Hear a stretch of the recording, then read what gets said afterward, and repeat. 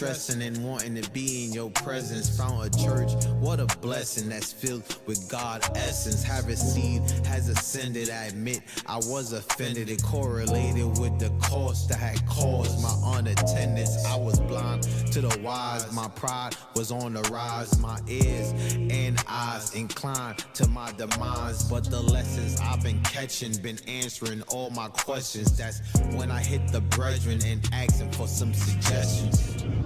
Yeah. Yo, the devil got me out here, man. I ain't gonna hold you, man. I've been missing y'all. What I gotta do to come back? It's been a while, I've been thinking about you. It's been a while, I've been thinking about you. It's been a while, I've been thinking. It's been a while, I've been thinking. It's been a while, I've been thinking. It's been a while, I've been thinking about you. It's been a while, I've been thinking about you.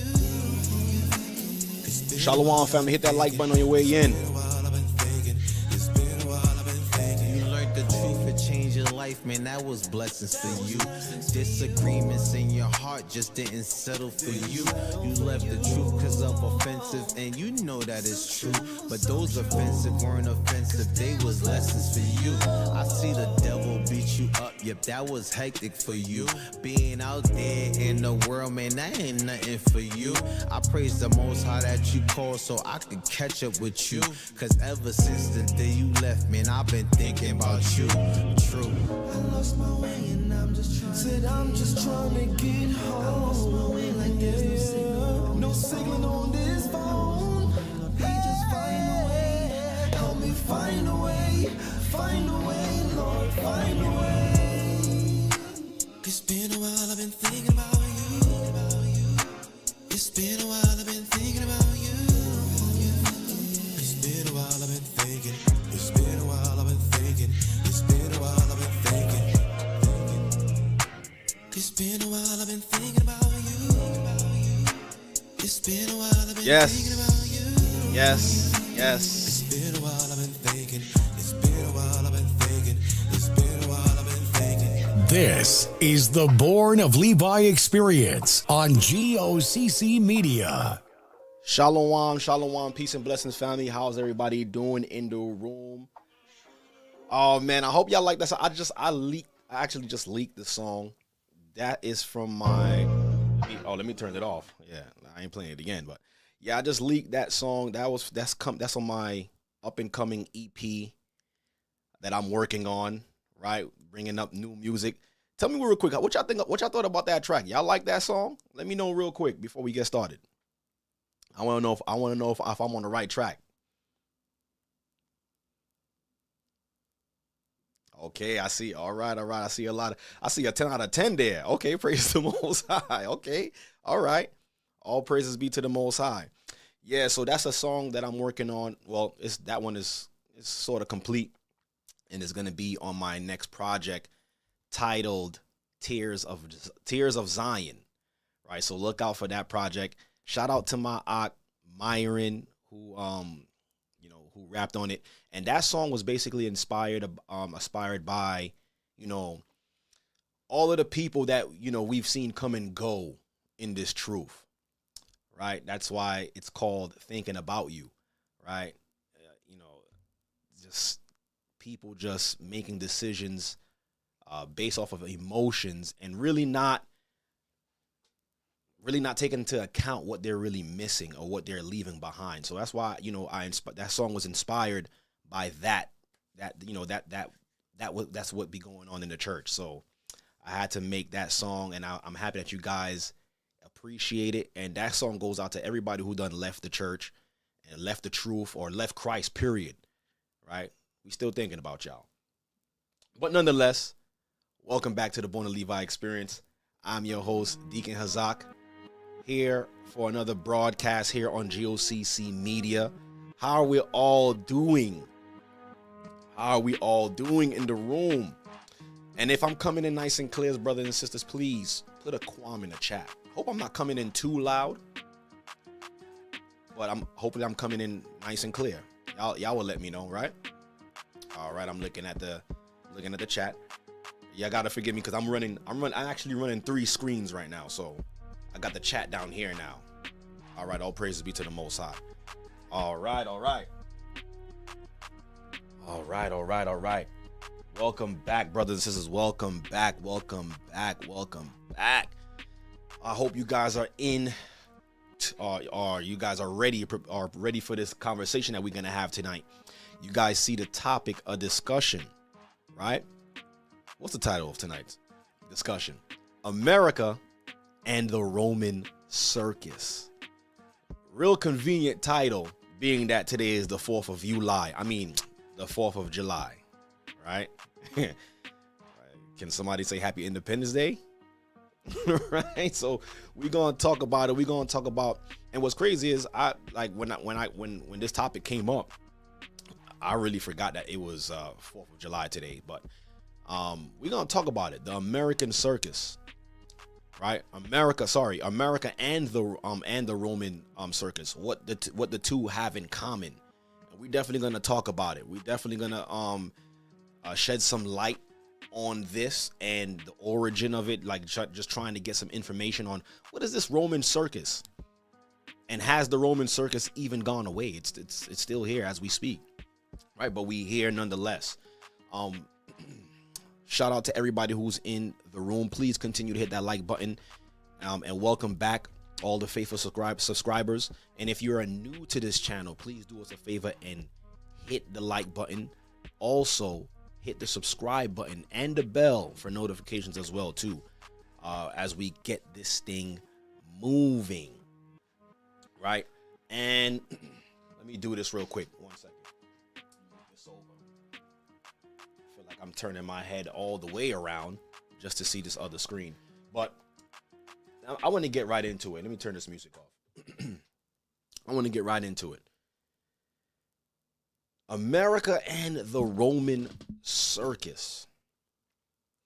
And what inspired this particular conversation? The other day I was driving and I was thinking to myself of everything that's going on when it comes to media. When you have the entertainment side, news. First of all, no, matter of fact, what actually inspired this was me listening to the news. I'm one of those people that still listen to the news while I drive.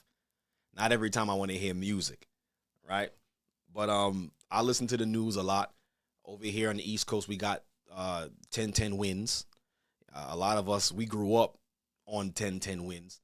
Now they even got it on the FM station now, so it's more clearer. So, and I'm listening to the news, right?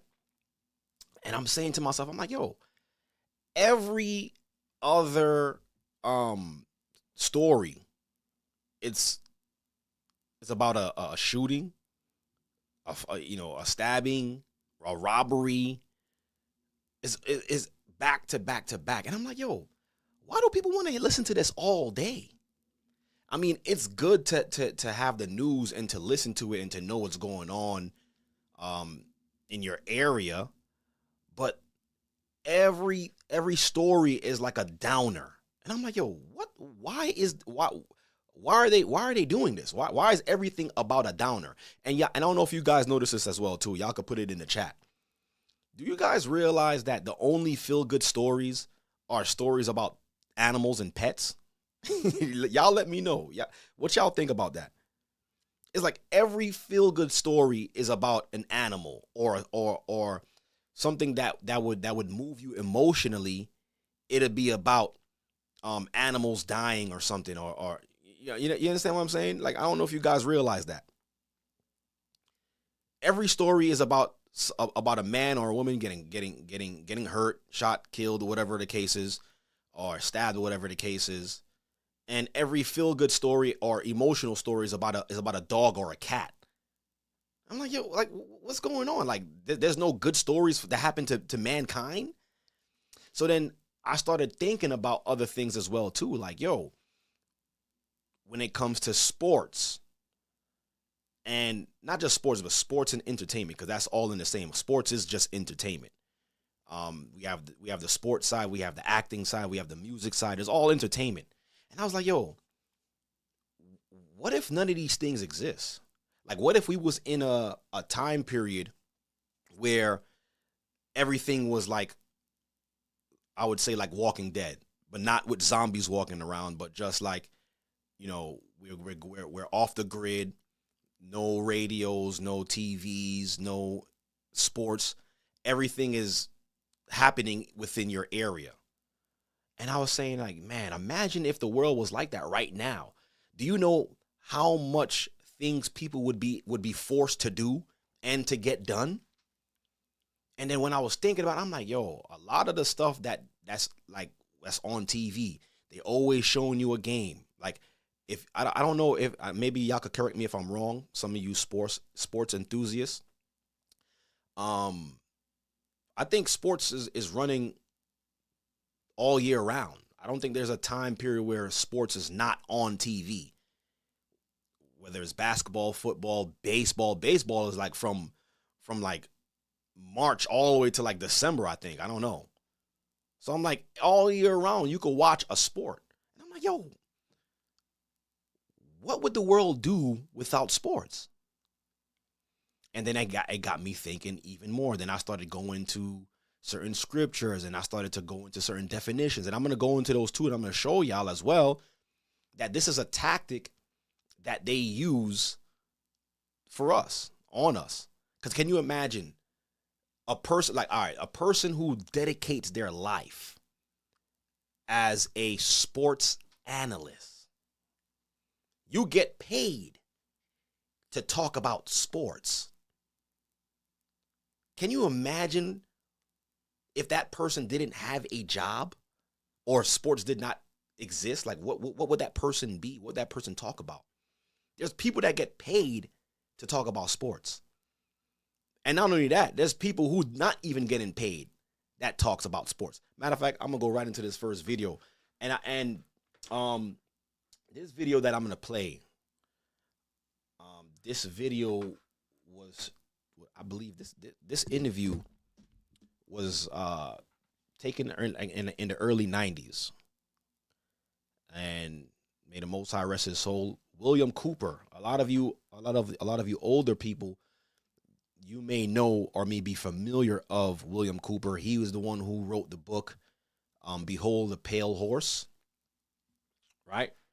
And in that book, it was very telling, and I believe that he was before his time. Like, he was saying things that we're seeing coming to pass now, and I feel like they had to get him out the way, because a lot of things that he was talking about, we can see it now that our eyes are open. And it looked like this brother, his eyes were open way before ours were, and he was privy to some information that we didn't have. But let me do this real quick. No. Give me 1 second. Let me see if I could find it real quick. Give me 1 second, brothers and sisters. All right, that's what I'm going to do. So the first video I'm going to play, I want to play this. All right. Let me enlarge the screen.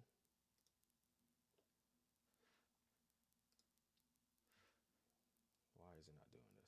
1 second. All right. So this first video I'm going to play, this was an interview by William Cooper.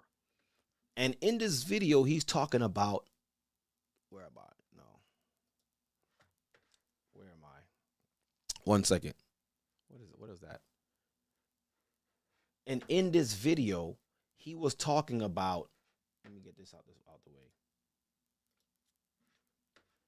Okay, this should be playing now. He was talking about what we would call the Roman circus. Hold on, give me a second. My screen has just froze. 1 second, brothers and sisters. All right. I'll get this out the way. Let's see if this will work now. Give me 1 second.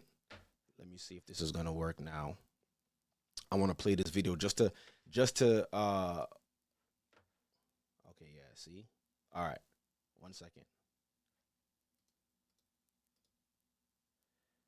It's showing the wrong screen. I Let me figure this out before we continue. But in that video, he was speaking about the Roman circus, and I want you guys to listen to what he had to say concerning the Roman circus. I gotta attempt to fix this for you guys. All right. All right, here it goes. I don't know why my screen was frozen, but let me transition it now. All right, you guys should be able to see it full screen now. All right. All right. So in this video, matter of fact, let me just stop talking. Let me just play it because I want you guys to hear what he had to say when it comes to the Roman circus. Listen to this. You can't rely on the media as it is today either. Oh, of course not. All the media in this country, radio, television, and print, is all owned by 5 corporations. All of these corporations that own the media are owned and controlled, and members of the Council on Foreign Relations sit on their board of directors. Can you name those 5 corporations? Is that... Not off the top of my head. Okay. I could try, but I don't want to take a chance on being inaccurate. But you can trace that yourself. Okay. Remember, if you go down and you trace the ownership of a station or a newspaper and you get to a corporation, remember that somebody owns that corporation, and it's usually another corporation. But when you trace the interlocking of all these things, when you get to the top, there's 5. And all journalists know that there's some things you don't write about and you don't talk about because you'll lose your job. You don't write, and that's where the control is. And that's why they pay anchormen like Dan Rather $2 million a year. You see what he said? He said a lot of the anchormen, they know that there's certain things you just don't write about. Certain journalists know that there's certain things you just can't speak about. And he said that they got us. They that's why they pay him like what, $2 million a year. So everything that's on the news is also a script too, right?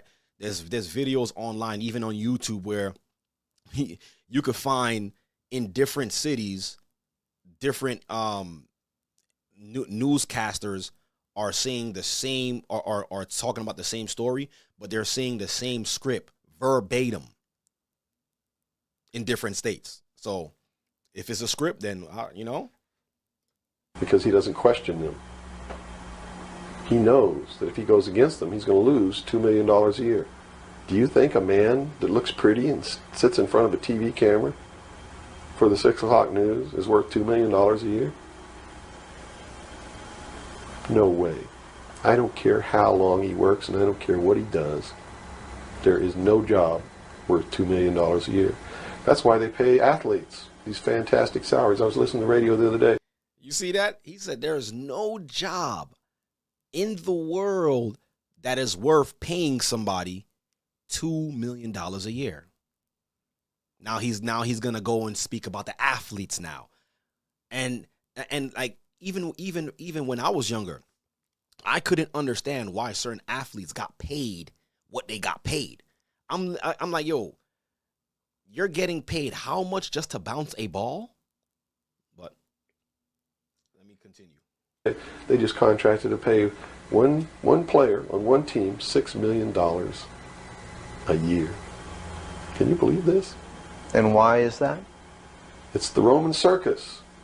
What does the emperor do when the people become restive, and when the people are asking questions, and when the people don't like the policies of the emperor? He sends them to the circus. He creates a circus. He builds a giant coliseum. And he begins to throw the Christians to the lions. And he has great chariot races and football games and basketball games, all to keep the idiots preoccupied with things that don't mean anything. You see that? He said to keep the idiots preoccupied with things that don't even matter. It don't matter. And I'm going to show y'all some examples. I'm like, yo, why do you know all of this?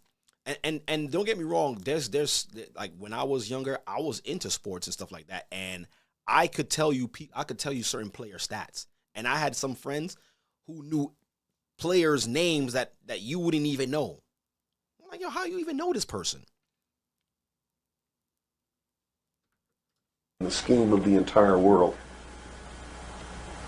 so that they don't have the time to learn what the truth is, so they don't ever get smart enough to learn how they're being manipulated, so they don't ever question the emperor. Yo, I love the way he put that. They inundate you with all of this sports and all of this madness, so you can never find the truth. He said it verbatim. And you can never be concerned with what the emperor or whatever, your government, your presidents, what they're implementing behind closed doors. That's why they pay a player on a football team or a baseball team $1 million or $2 million or $3 million a year. It is the Roman circus. I know men who don't know anything in the world except who plays third base for the Mets. And they think that's a great accomplishment. And they meet and pat each other on the back and bond and go have cocktails and talk about what this guy that plays third base for the Mets did in last night's game. It's sad. It's really sad. And let me ask you, I know some of y'all know some people out there who know certain stats about certain players in certain teams. Like, yo, how do you even know that? Yeah, last year he averaged about 25 points, 6 assists, and 19 rebounds. How do you know? Why do you even know that? But as you can see, that has taken the place of what he or she should be learning. It's the vein of your existence now. And that's exactly what they wanted with this Roman circus. And that's what they did. And we're going to go into history to even show that's what they were doing.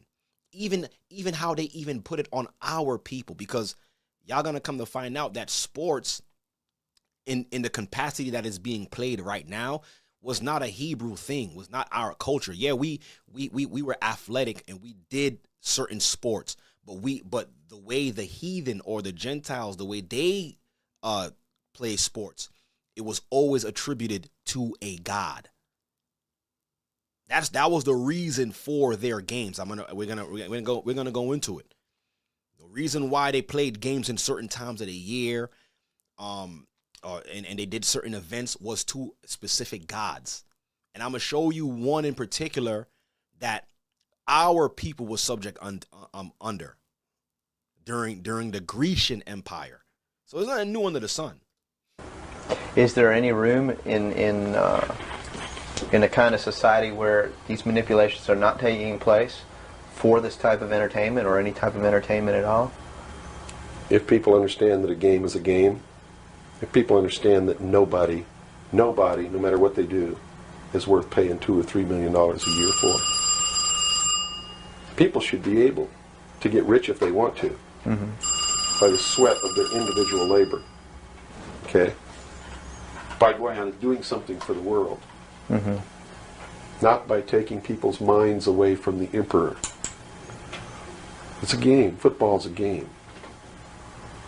Football's a game. But let me tell you something. When 150 of the most powerful men and women in the world can meet in secret in Baden-Baden, Germany, and plot the fate of billions, and nobody even cares about it, but 6 football players go to lunch together, and it's in the headlines across the country, you have a reflection of the society in which that exists. Wow, you guys understood what he just said? He said when we could call them the powerful elites, right? When they get together and have meetings, these secret meetings on how to control billions of people, no one says anything. But when you see the rich and famous, they get together, like TMZ, like those people, they make money off of following around the rich and famous and getting a scoop on these people. Who cares about these people? But they understand that the people who don't have eyes to see, yeah, they care. The other day, yesterday at work, there was a concert. There was a concert in Brooklyn, right? And at the Barclays Center, and I was in the area, and traffic everywhere, and who was performing? That artist named Janae Aiko, right? I think that's how you say her name. So she was performing at the Barclays, and if you've seen all of the sisters out there half naked, dressing, y'all going to a concert, but y'all dressed like that. I don't understand it, but so they going into the Barclays Center, and then I was telling my coworkers, I'm like, yeah, it was crazy. Your traffic was crazy yesterday, whatever the case is. And then they was like, yeah, yo, who was at the Barclays? I was like Janae Aiko. She's like, yeah, one of my coworkers was like, yeah, isn't she dating forgot the person's name that they said. It was another famous person that she was dating. Y'all know it. Y'all could put it in the chat. I know y'all know. Don't act like y'all don't know. And then I'm looking at this brother. I'm like, yo, I said, yo, I'm out the loop, bro. I don't know who's dating who. But it was funny to me how he knew who she was dating. Big Sean. Oh, okay. Thank you, So Green. Thank you for being so brave. Let me clap it up for you. Thank you. Oh no, wrong sound effect. Thank you for being so brave and putting it out there because you knew. So okay, so she's dating Big Sean. Whoop diddy do, right? But it's just fascinating to me how he knew. You understand what I'm saying? And that's part of the being inundated or being engaged with the circus, right? Normal people, we shouldn't know what these people are doing. Like, who cares, right? But it's basically what William Cooper is saying. Like, what the people that's really affecting our lives, we don't know anything of what they're doing. That's the crazy part. We don't know anything of what they're doing, but we know who's dating who. Like, we know who just got a crazy deal. And he said it's all games, right? Hold on, I want to do this real quick too. I want to show y'all the definition for the word game. Look at this. Like I was saying, like this topic led me to do some research, and I wanted to look up the definition for the word game, right? Let me find it. Let me get it for you real quick. Not this. So let me write it down. All right. Let me share my screen with you guys as well too, so you guys can see what I'm doing. So I'm using a Strong's Concordance for those who are astute learners and want to learn more and want to get on your game. So let me make it to the screen, and I'm going to enlarge it for you so you guys could read the definition along with me.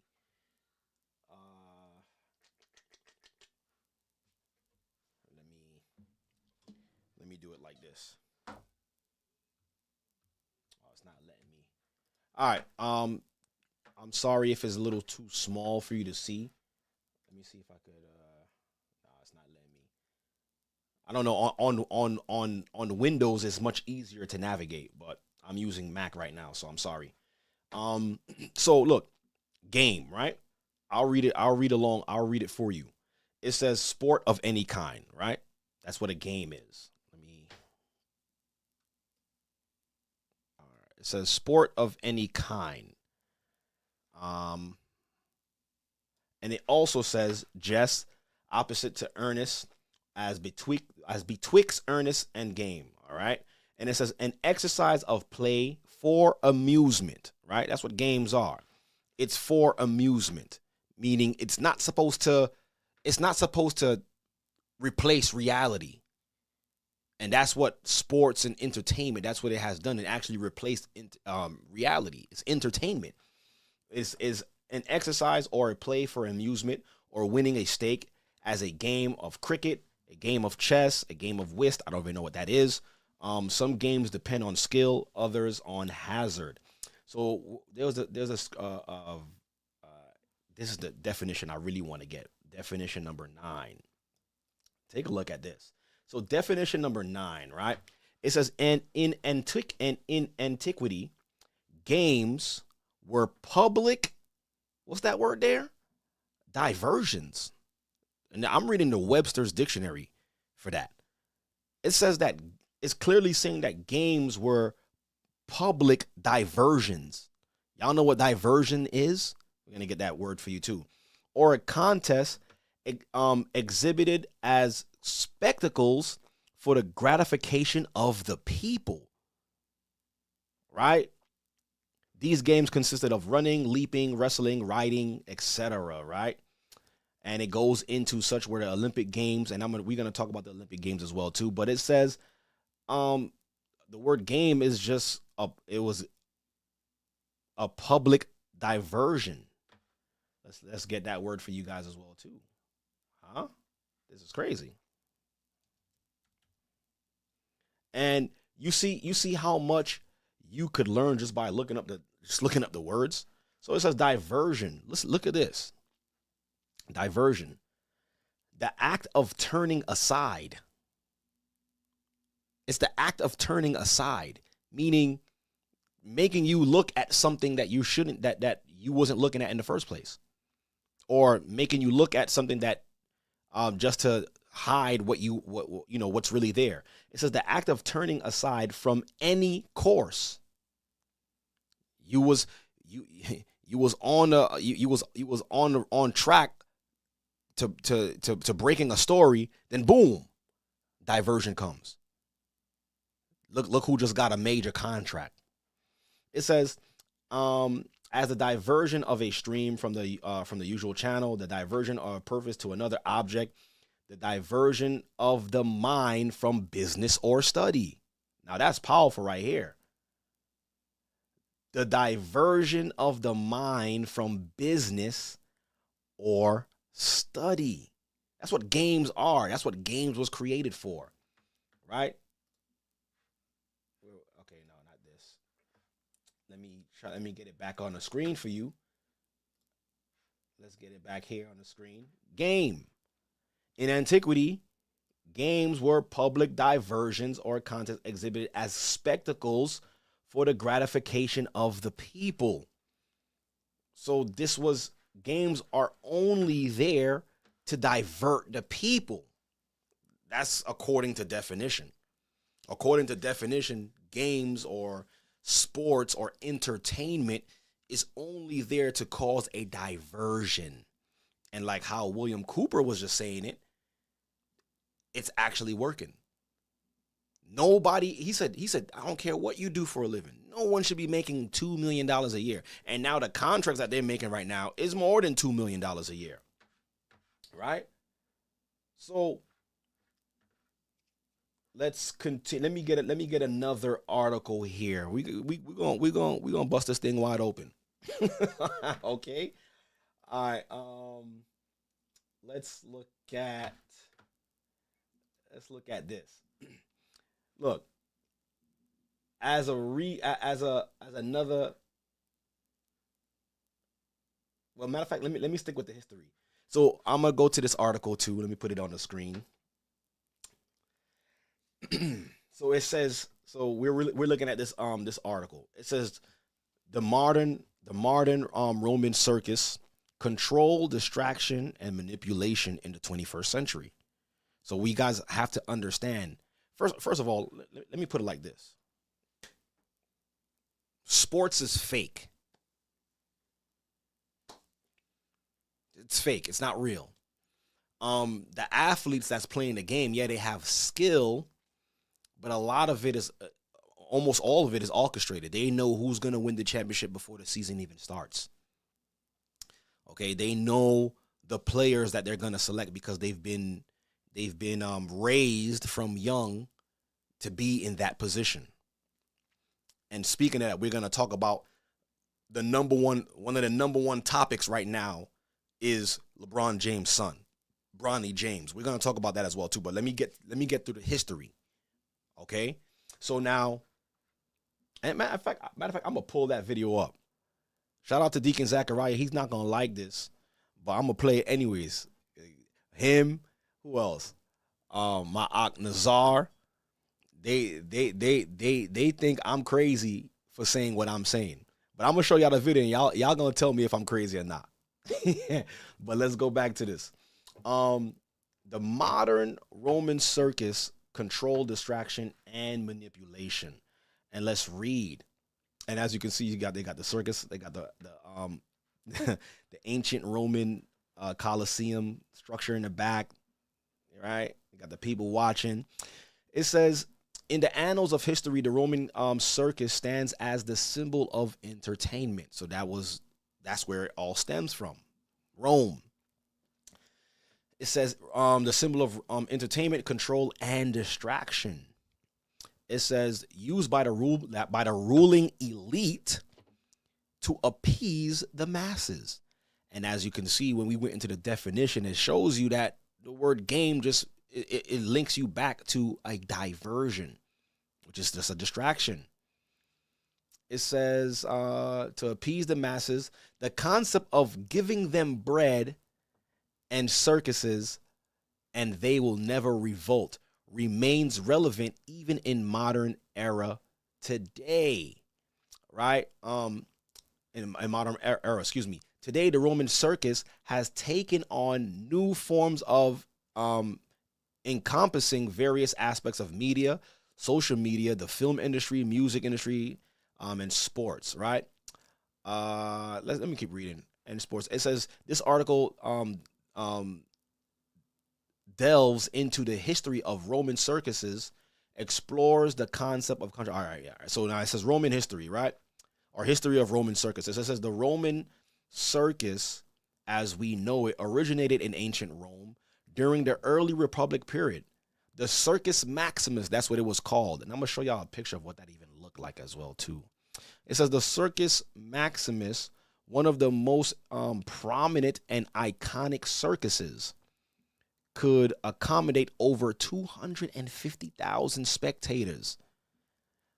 These structures were used not only for chariot races, but also for gladiatorial contests, animal hunts, and various performances. And especially when they used to send the earlier Christians in there. The earlier Christians were the first gladiators, brothers and sisters, right? They would send the earlier Christians in there to get slaughtered and to get destroyed by lions and tigers and all of that, right? And people would come and watch this stuff. It says the circuses were strategically built to divert the attention of the population away from political and social issues, thereby maintaining the status quo.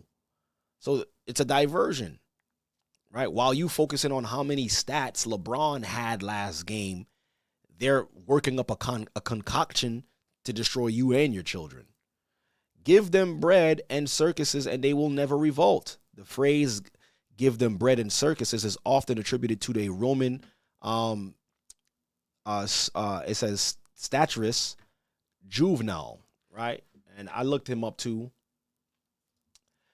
This is where that phrase come from. He wrote satires. He wrote different poems. Basically, his backstory was he was born of a middle class family and he was disgruntled when he went into the army and couldn't get a promotion that he wanted, and it kind of drove him crazy. And he started to expose a lot of the stuff that was happening within the Roman government, and he was exiled. And then when he returned after that emperor who exiled him died, he came back and started releasing these poems, and that's where this phrase came from, right? In a political context, the phrase means to generate public approval. That's basically what that means. Not by excellence in public service or public policy. So it's the same thing today. Like when you really think about it, what are the politicians really doing for us? What are they really doing for the next generation? What type of laws are they putting on the books for the future generation, for them, for our children? Yeah, it's affecting us, but what is it going to do to them in the future? But we rather have public approval or if they make us feel like they're one of us, we'll accept them. Like when Bill Clinton came out and was playing the saxophone. Yeah, he gotta be black. I think there's some Judah in him. Right? Hillary Clinton talking about I always roll with hot sauce in my purse.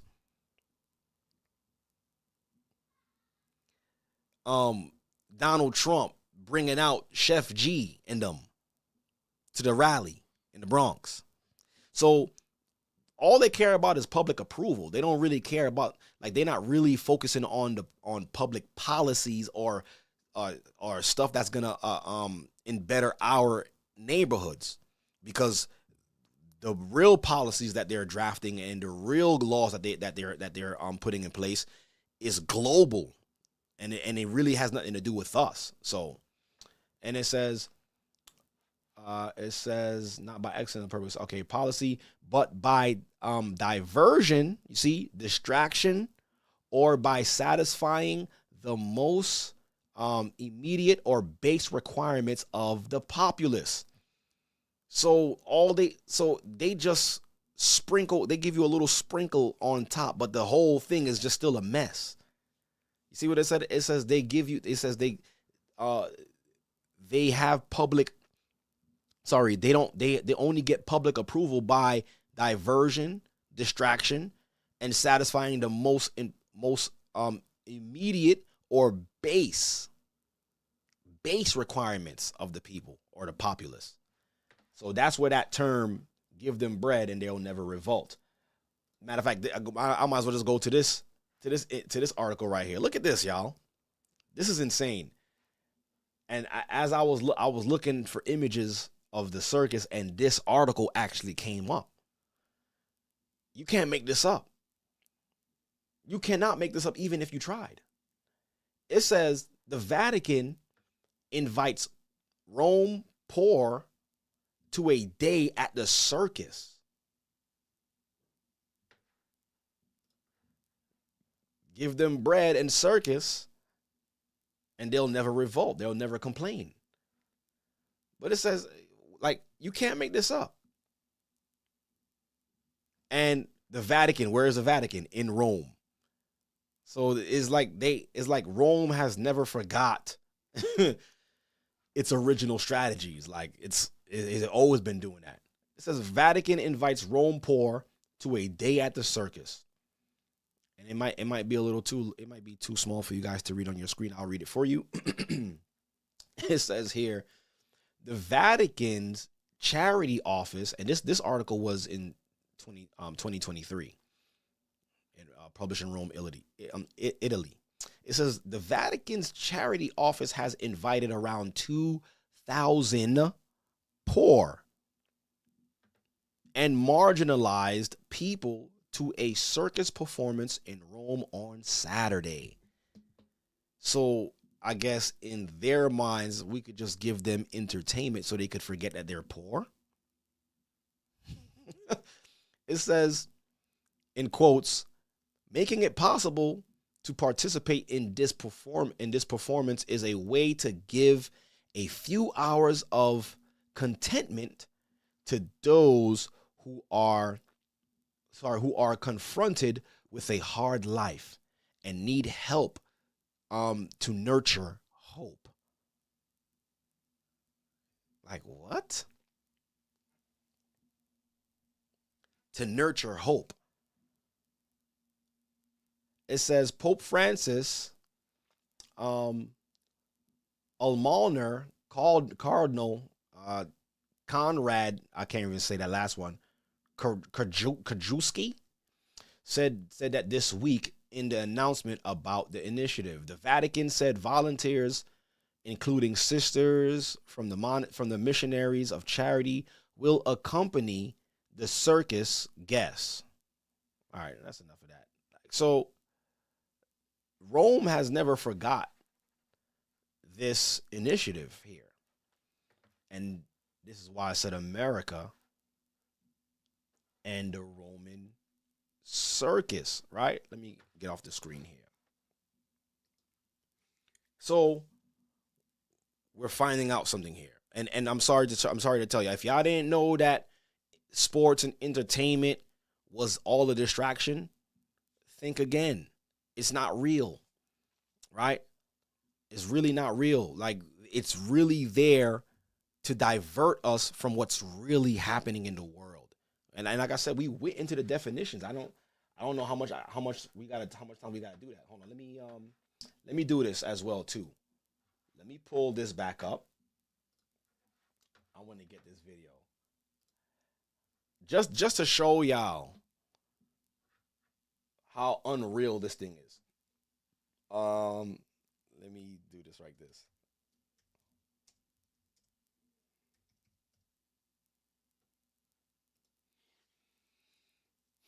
All right.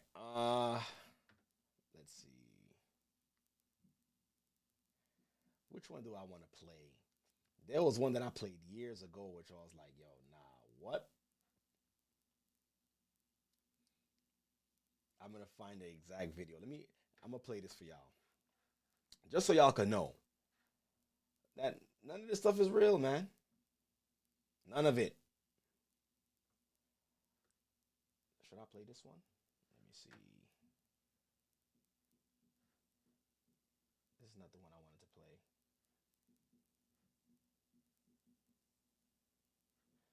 Let me find. Give me 1 second, brothers. I gotta show y'all this video. And, so, and a lot of the brothers is gonna say, "Nah, I can't believe you believe that.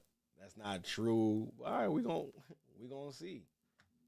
We gonna see for real. I need to pull up the real best one. There was one that was like a couple of years ago. I'm trying to see if I can find it. But either one will do. I'm gonna tell you right now. They must have took that video down, but I'm gonna just play one of the more recent ones. Let's see.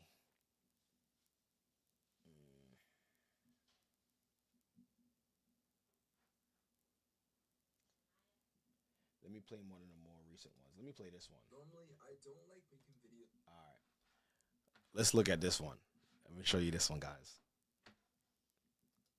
So a lot of people, there's been speculation that the NBA uses magnets in the rim. And at first I didn't believe it, but then when I started seeing certain videos, I'm like, nah, come on. Are you kidding me? Videos criticizing other creators and their content, or just them as a creator. But sometimes when I do, and the OGs on my channel do know that when I've done it in the past, it has been for a pretty good reason. And this, I can't even describe to you what this video is.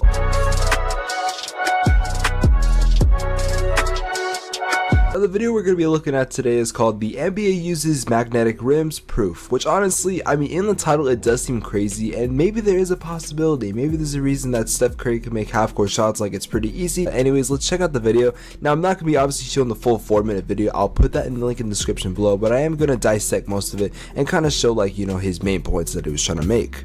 To start, I'll begin with a pretty classic video from the 2007 NBA playoffs. Baron Davis can make a shot from anywhere on the court.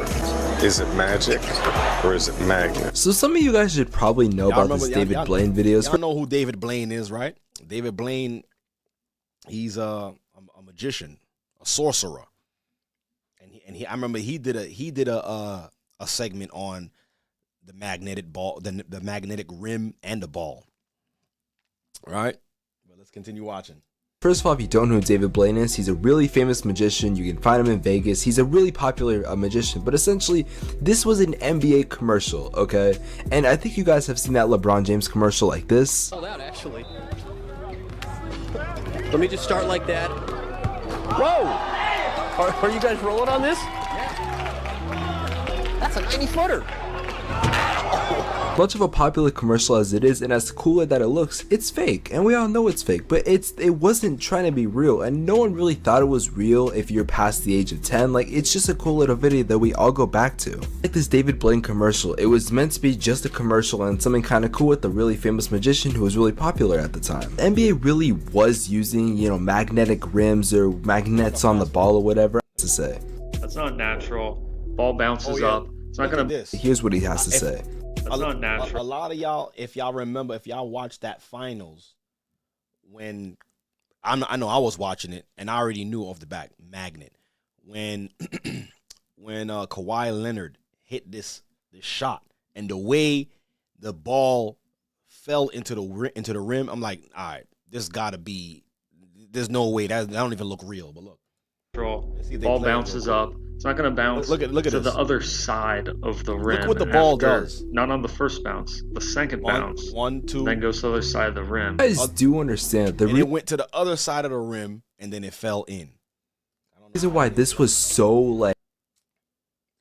All right, you know what? That's enough of that because he's doing a lot of talking, and I can't find the original video that I played. I'm gonna try to find it by the end of the night. I'll play it, right? But clearly, magnet in the rim. There was even talks back then about the NFL football, and it was accusing what's his name, Tom Brady of cheating, or with the whole deflate gate. I still don't understand, you know, what that meant, like the deflating the football, and I don't know, whatever the case is. Maybe a football enthusiast could call in and give us the insight on what that is, right? But everything that we're starting to see when it comes to sports or media is just showing, or is giving signs of being rigged, being fake, right? Hold on, let me do this real quick. I want to pull up this, right? I gotta pull this up.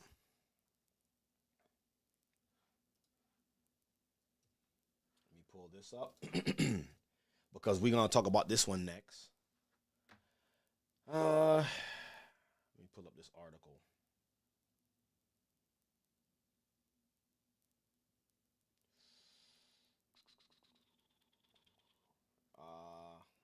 Let me pull up this article. And if you can, brothers and sisters, continue to hit that like button on your way in. Share this content as well, too. All right. Let me just put it on the screen. So as of late, this has been the topic of discussion, right? Bronny James being drafted, right? A lot of people have things to say about him.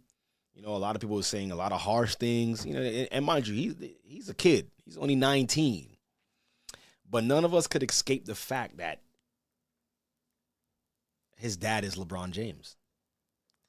So was he a shoo-in to be in the NBA? I'm not going to sit here and say he wasn't. But, you know, this has been the topic of discussion for the past couple of days. And this was, I think the draft was like what? I think last week sometime, I think. 6 weeks ago, I think. 6 days ago, I believe. But let me, let's see. So we know that he just got drafted. Let me see if I could play that video for you. I'm going to try to, let me find this video of a well-known, I'm doing this just to show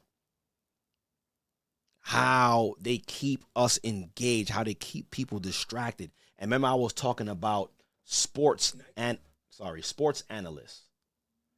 Let me go to,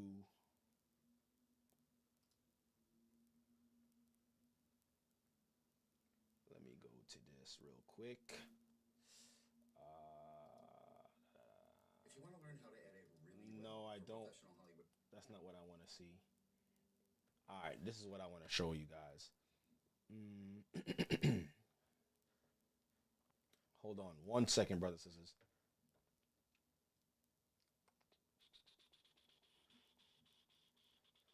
All right, so I want to show y'all this video, right? Yeah, here it is right here. So a lot of us know who this man is, Stephen A. Smith, right? And put him on the screen. If you don't know who he is, you'll find out today. But Stephen A. Smith, he's one of the top, I could say one of the top sports analysts that's out right now. Like, he gets paid a lot of money to speak about sports, but hear him speaking my thoughts on Bronny James. Let's play it. Talking about, right? So we're going to get started with that right now. Yesterday, the Los Angeles Lakers selected Bronny James, the son of LeBron James, with the 55th overall pick in the second round. LeBron and his son now officially have the opportunity to be the first father-son duo to play in the NBA at the same time and for the same team. Reaction to this story has been very mixed, to say the least. And first, one of the, this is a huge talking point and a distraction at the same time, because LeBron James and his son will be the first to do it in NBA history. It's never been done before where a father was able to play with his son on the same team. I mean, it happened in other sports like in baseball, Ken Griffey Jr. And his father, the Griffeys, they played on the same team. And I think it happened in hockey too. This is something that I learned. Honestly, probably today I learned that. But so of course, this is going to be a talking point. This is going to be a distraction. Everybody is talking about it. And here it is. This man is getting paid millions to bring us to school. Least. And many out there are claiming nepotism is the only reason Bronny is now a Laker. I had a lot to say, but before I show you something that I said earlier today, let me say this. Bronny James, thank God he's in this position. If y'all remember, he suffered cardiac arrest last year while on the campus of USC. We didn't know what his status was. We didn't know what his health was like. We didn't know whether or not he'd ever be able to play basketball again. And I remember when we first heard it, we didn't know if he was going to survive. So for him, a year later, to be in this position, after being hospitalized, after being prohibited from playing basketball until last January, I don't give a damn about him averaging less than 5 points. I don't care about his numbers or anything like that. You heard about his athleticism. You heard about his defensive prowess. You heard about the potential that he may have. We're not blind, however. We recognize the fact that if he were not LeBron James' son, in all likelihood, he would not have even been drafted. And you see that right there, that's what got everybody going crazy right now. It's not that he got drafted, it's that the fact that he got drafted is because he's LeBron's son. Because even when you look at the stats, like the people who look at stats, his numbers don't add up to being an NBA star. But who cares? Because it's LeBron's son. And this is what have everybody going back and forth. If y'all go on social media right now, the amount of memes and funny videos you would see about LeBron and his son is through the roof. And this particular subject or this event has everybody focusing on this. But what should everybody be focusing on? But let's continue watching this. If he were not LeBron James' son, he damn sure would not have been drafted by the Los Angeles Lakers. If he were not LeBron James' son, he would not be in this position. So we can't be oblivious or turn a blind eye and a deaf ear to the fact that the opportunity that he received is an opportunity practically no one gets a chance at. So we all got to agree on that one point, because they'll make it seem like, yeah, nah, he earned it. He earned it. But come on, you're LeBron's son. LeBron James is practically the face of the NBA. And this is the talking point. But if you look at it, look at his stats. And this, like looking at this, for someone who's a diehard sports fan and knows stats and knows numbers, them seeing this is already triggering them. And I'm pretty sure that some of y'all in the chat right now who's being triggered by his stats. He only averaged 4.8, barely 5 points a game. His field goal percentage is below half. His assists per game, he only have 2 assists per game and only played 19 minutes a game. And he got drafted. And I know what fuels and what would make people who are diehard sports fans and analysts, they would be upset because there are kids or other athletes who are 10 times better than him on paper that will never get that opportunity. But because he's LeBron's son now, he gets that opportunity. But it's two things. They're allowing this to happen as a diversion. Just seeing his numbers on the screen is a diversion. No way I'm drafting somebody who only averaged 4.8 points a game. You didn't really show me anything for me to be like, all right, I'm gonna risk paying you millions. I'm gonna invest millions in you because in return you're supposed to bring me back some viewership, right? And that's the whole diversion. But this is what's happening. There are his numbers: 4.8 points, 36.6% shooting, 2.8 rebounds, 2.1 assists, 19.4 minutes a game. Those are not numbers that get you drafted. So there was questions as to whether or not he deserved to be a McDonald's All-American compared to some other noteworthy individuals who felt that they were more deserving. And brother, I want y'all to see this. This is like news, basically. So, and look how serious he's speaking about something that's not even real. It don't even matter for real. That boy was well off with or without an NBA contract because of who his father is. But yet this man is getting paid to be suited up, tied, and to be broadcast to millions of people throughout the earth to talk about this subject. And and I just want y'all to see his demeanor and how serious his tone is. Like this is prophecy or something. There's questions about his career at USC because he didn't play there long enough. Look at him. And what he could have done against collegiate competition, let alone NBA competition. And now there are questions. You would have thought that he was talking about world peace. Like you would have thought that he was talking about a structured deal between governments on how they could help the poor of our people. He's talking about basketball. He's talking about numbers that don't mean anything. Because whether he scored high in college or not, he still was going to get drafted because of who his father was. And that is the topic of discussion. That's the diversion. Just look at him one more time. As to whether or not he'll ever make a Lakers roster. And certainly whether or not he deserves to. That scrutiny is valid. It's understandable. And he's got a lot to prove. I'm rooting for him.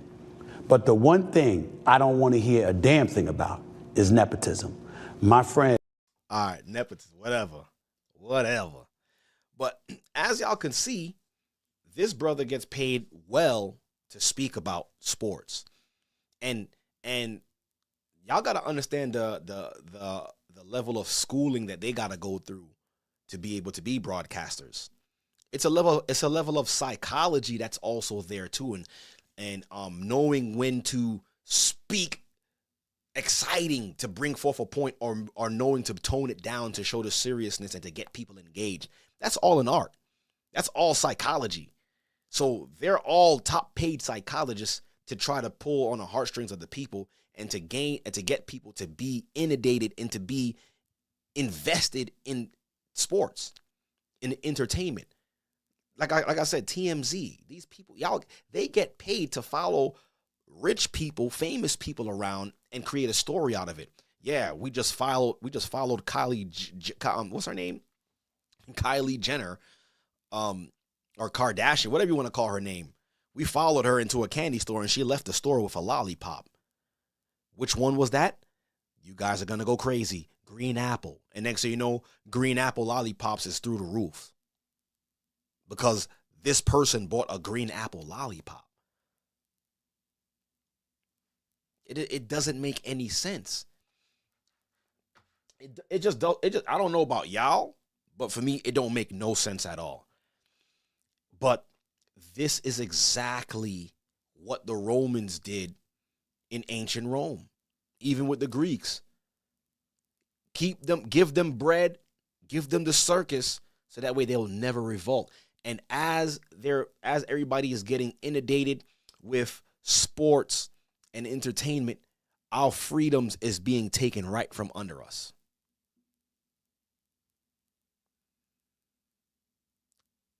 Our children's future is being rewritten Certain things is being put, like, look at this. Like the whole migrant crisis, right? Here in New York City. There was on paper, they said there was about 65,000 migrants. And at one point, all of the migrants here in New York was I think they was able to get, I think, like $10,000. If I'm not mistaken, somebody put it in the chat. Like $10,000 a month or something like that. And no one was questioning where was this money coming from and who was that money supposed to be given to. Those were taxpayers, because I'm a taxpayer. I am. I pay my taxes. So those were taxpayer money that should have went to the city, or which should have been allocated to certain funds or certain programs within New York City to help better the communities of the paying citizens. But that money didn't go to our communities. It went to migrants. And not as soon as the money was done, oh yeah, we can't afford to house migrants anymore. Yeah, we need to get them out. Yeah, you guys got to find a way, or else we're giving you 30 days, or if you can't, you'll be on the streets. You can no longer live in these shelters that we've been providing for you. So what were they doing with that money? Were they just giving it away to squander any hope or any chance of New York being reformed through certain programs and certain funding that we would get? Like what was happening behind closed doors? We will never know, because all of the distractions that's going on. And we got sports here as another distraction, right? But look, let me play this video. Last video I think I'm gonna play. Last video I think I will play. They got fireworks going on. All right. Matter of fact, look at this as well too. Look at this. There's a couple of videos, man. They got everybody in the world talking about this particular conversation about Bronny James, right? Even this guy. Hold on, let me put his face on. Let me put this on it. Even this guy. Y'all know who he is, Lil Wayne, a rapper. I had the phone in my pocket. I was getting dressed for last night's event, and so I had the phone in my pocket. I could hear it. When I saw it about to go down, I stopped what I was doing. I watched the moment. He stopped what he was doing just to watch LeBron's son get drafted. He stopped everything that he was doing, he said. And then I hadn't seen the footage of the family, and when I saw that hit home a little different, you know. And that's when you notice that this, you know, I was just happy to be able to say I was able to see that. I was allowed to see that. You know. I started thinking about what you would do when you hear, if you was to hear in a Grammy goes to one of my kids. You know what? I mean, not for nothing, like Lil Wayne, he's an intelligent, like he really is smart. Like he got degrees and all of that, but I wouldn't be able to sit face to face and talk to this guy, bro. Like, look, what? One of the tattoos on his face says "I am music." I didn't even know it said that. I am music. He got the peace symbol here. This looks like a lightning strike right here. Like a lightning strike tattoo right here. A cross, which is, you know, satanic. It looked like a tattoo of Africa right here. Like I wouldn't be able to speak to him. You got this weird ring piercing, right? Like I'm not asking for your opinion about anything. I'm sorry. But like I said, they got everybody talking about this. There was another video I wanted to play as well too. Let me see if I can find it.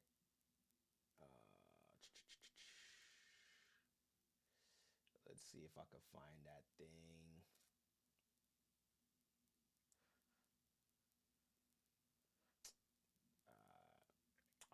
I'll see if I can find it. I'll see if I can find it later.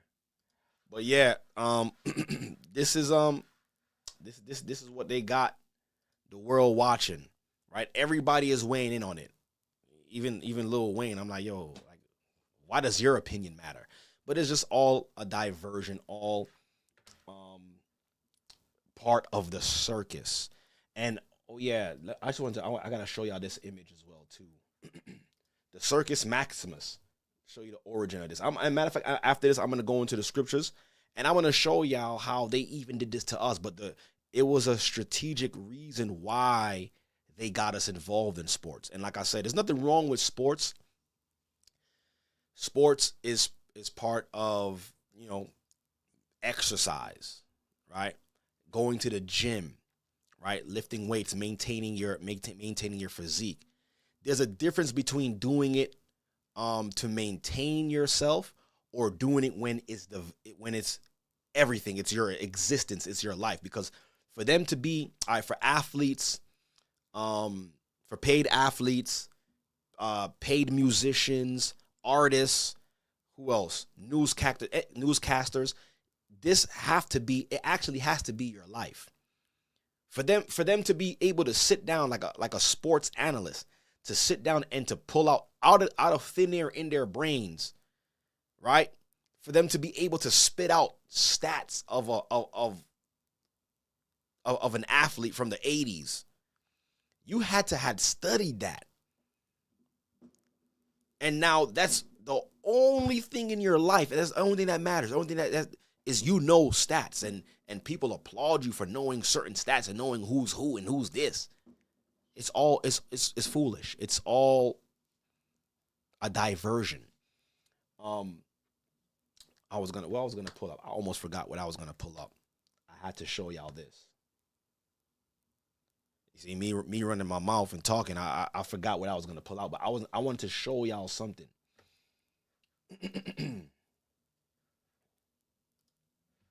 One second.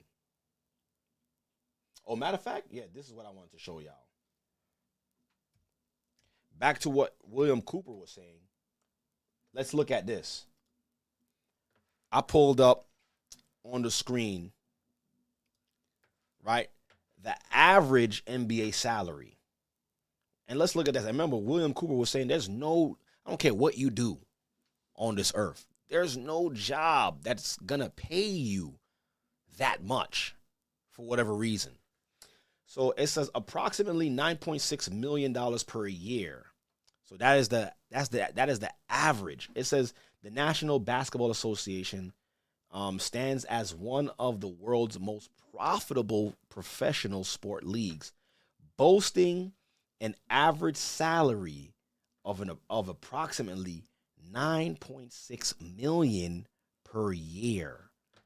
Like, that is insane. Can anybody imagine making that much? Let's look at this. Business Insider. I wanted to look at this chart right here. This chart looks interesting. So it says here, sports chart of the day.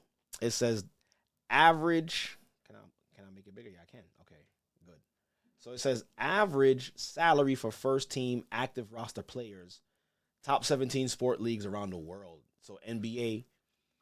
So this is the average. It's like 6.3 million, right?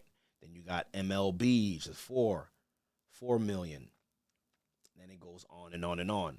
Even in India, oh my gosh, cricket. They making some bread in cricket. I didn't even know that. What else we got here?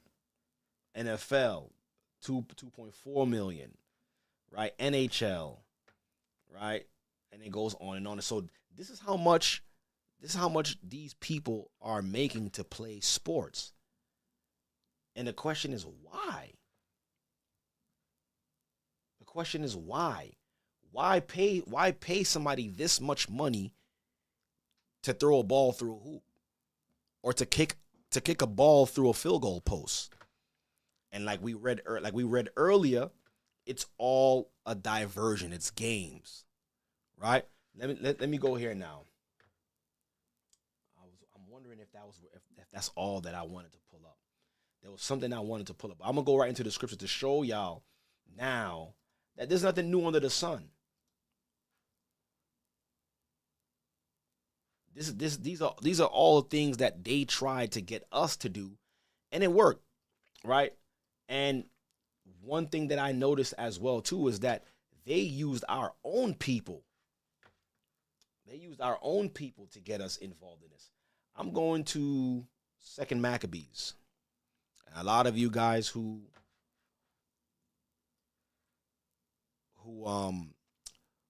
read the Maccabees, you guys know that it's in the Apocrypha.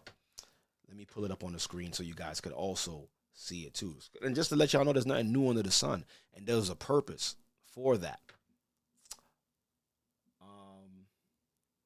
Oh, that's what I wanted to show y'all. I almost forgot. Before I go to the scripture, I gotta pull this back up. This is what I wanted to show y'all. The Circus Maximus. So let's take a look at this. Let me show you the images. So this was the Circus Maximus in ancient Rome, brothers and sisters. Let me make it bigger so you guys can see it. So they built this back in ancient Rome as a place of entertainment. Hold on, where's my 1 second. I lost my cursor. Unless my mouse died. 1 second. 1 second, brothers and sisters. I want to show y'all this image.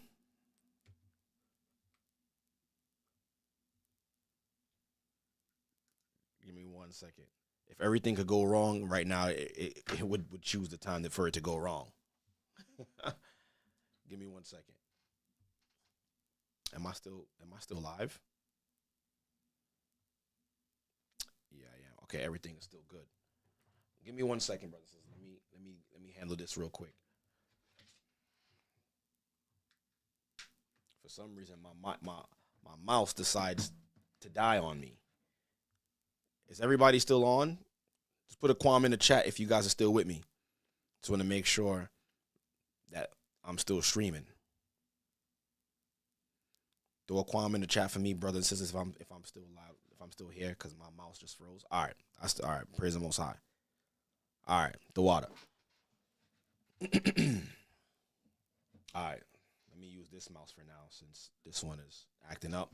All right, so look, this is a place. Let me see, I can pull this up. Y'all see this? I think this is like a remake, like I guess a visual image.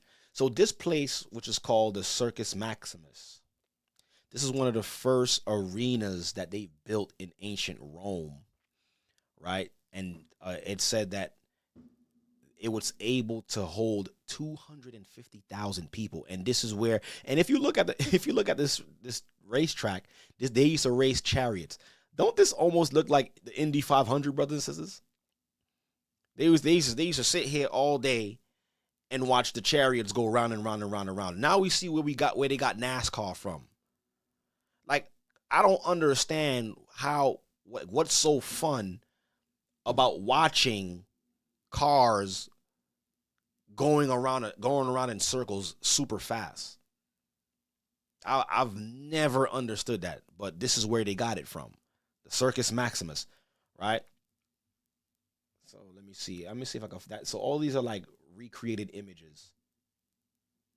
So here it goes again. This is a big and brothers and sisters, to find out how long it took them to make this, and it's crazy because look at the architecture in this building, like how they built it, like the technology that they had back then was crazy, and look at the structures that we're building today, and look what they had back then. It's crazy. I think this is a real, I guess, aerial view of the Circus Maximus. Let me see if I can pull it up.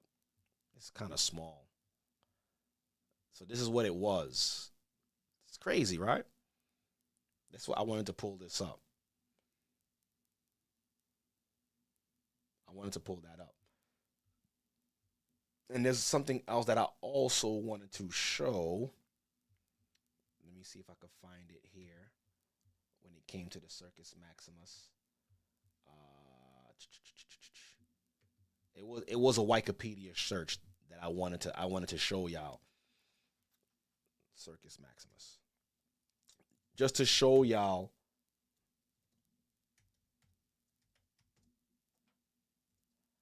what these games were about. So y'all can see it on the screen. I'm gonna try to make it bigger so you guys could see it as well too. This should be good, right? All right, so it says the Circus Maximus is an ancient Roman chariot racing stadium and mass entertainment venue in Rome, Italy. So it wasn't just the racing of chariots. They would have a lot of games going on there, like the Olympics. A lot of that stuff was going on there. It says in the valley between the Aventine and Palatine Hills. It was the first and the largest stadium in ancient Rome and its later empire. So let's continue. Events and uses. This is the circus. The circus, and that's crazy they call it the circus, but now we know the circus. The circus is another form of entertainment, but the circus that we understand is the one with the animals and the Ringling Brothers jumping through hoops and fire, but this was considered a circus. Entertainment was considered a circus back then, brothers. This is games to the gods was considered a circus, right? It says the circus was Rome's largest venue for ludi, public games, connected to Roman. You see that? This is what I wanted to show y'all. It was connected to Roman religious festivals. So before I go into the scripture, I wanted to show y'all the origin for these type of sporting events and these games, like the Olympics, even basketball, football, all of these sports. It was originally designed or connected to Roman religious festivals, brothers and sisters. Right? It says ludi were sponsored by leading Romans or the Roman state for the benefit of the Roman people and their gods. It says it right here. You see? The games was sponsored by the Romans or the Roman state for the benefit of the people, to keep the people entertained, to keep them distracted, to keep them diverted.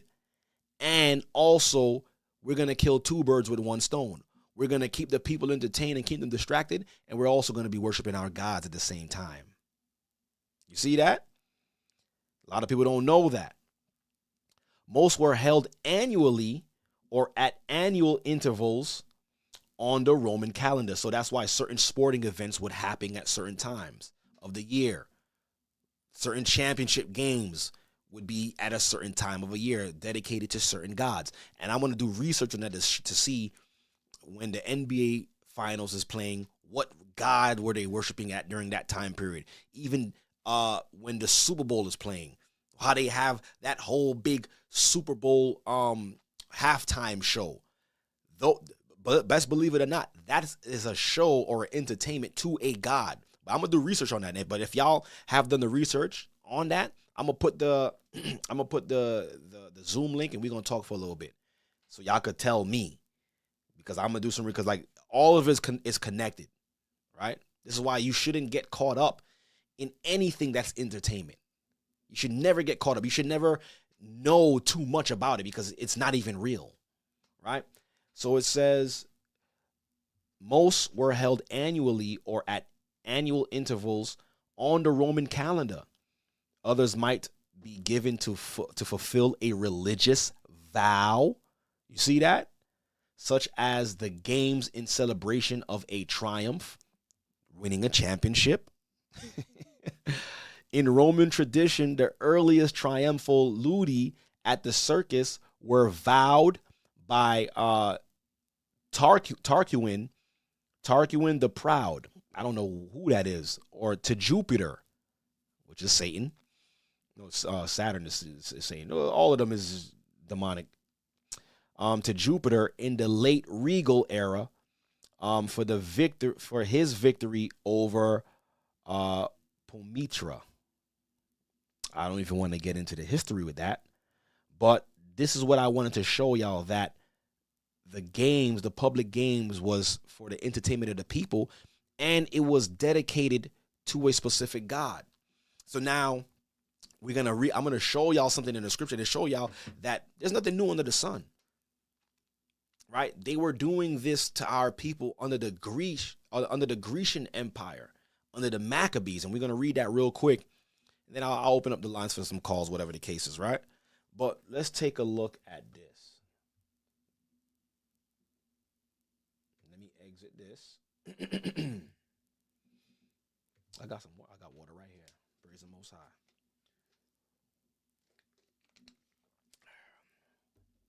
So now let's go into the book of Maccabees. Let's go. Let me see. How can I make this bigger for y'all to see? All right, this should work.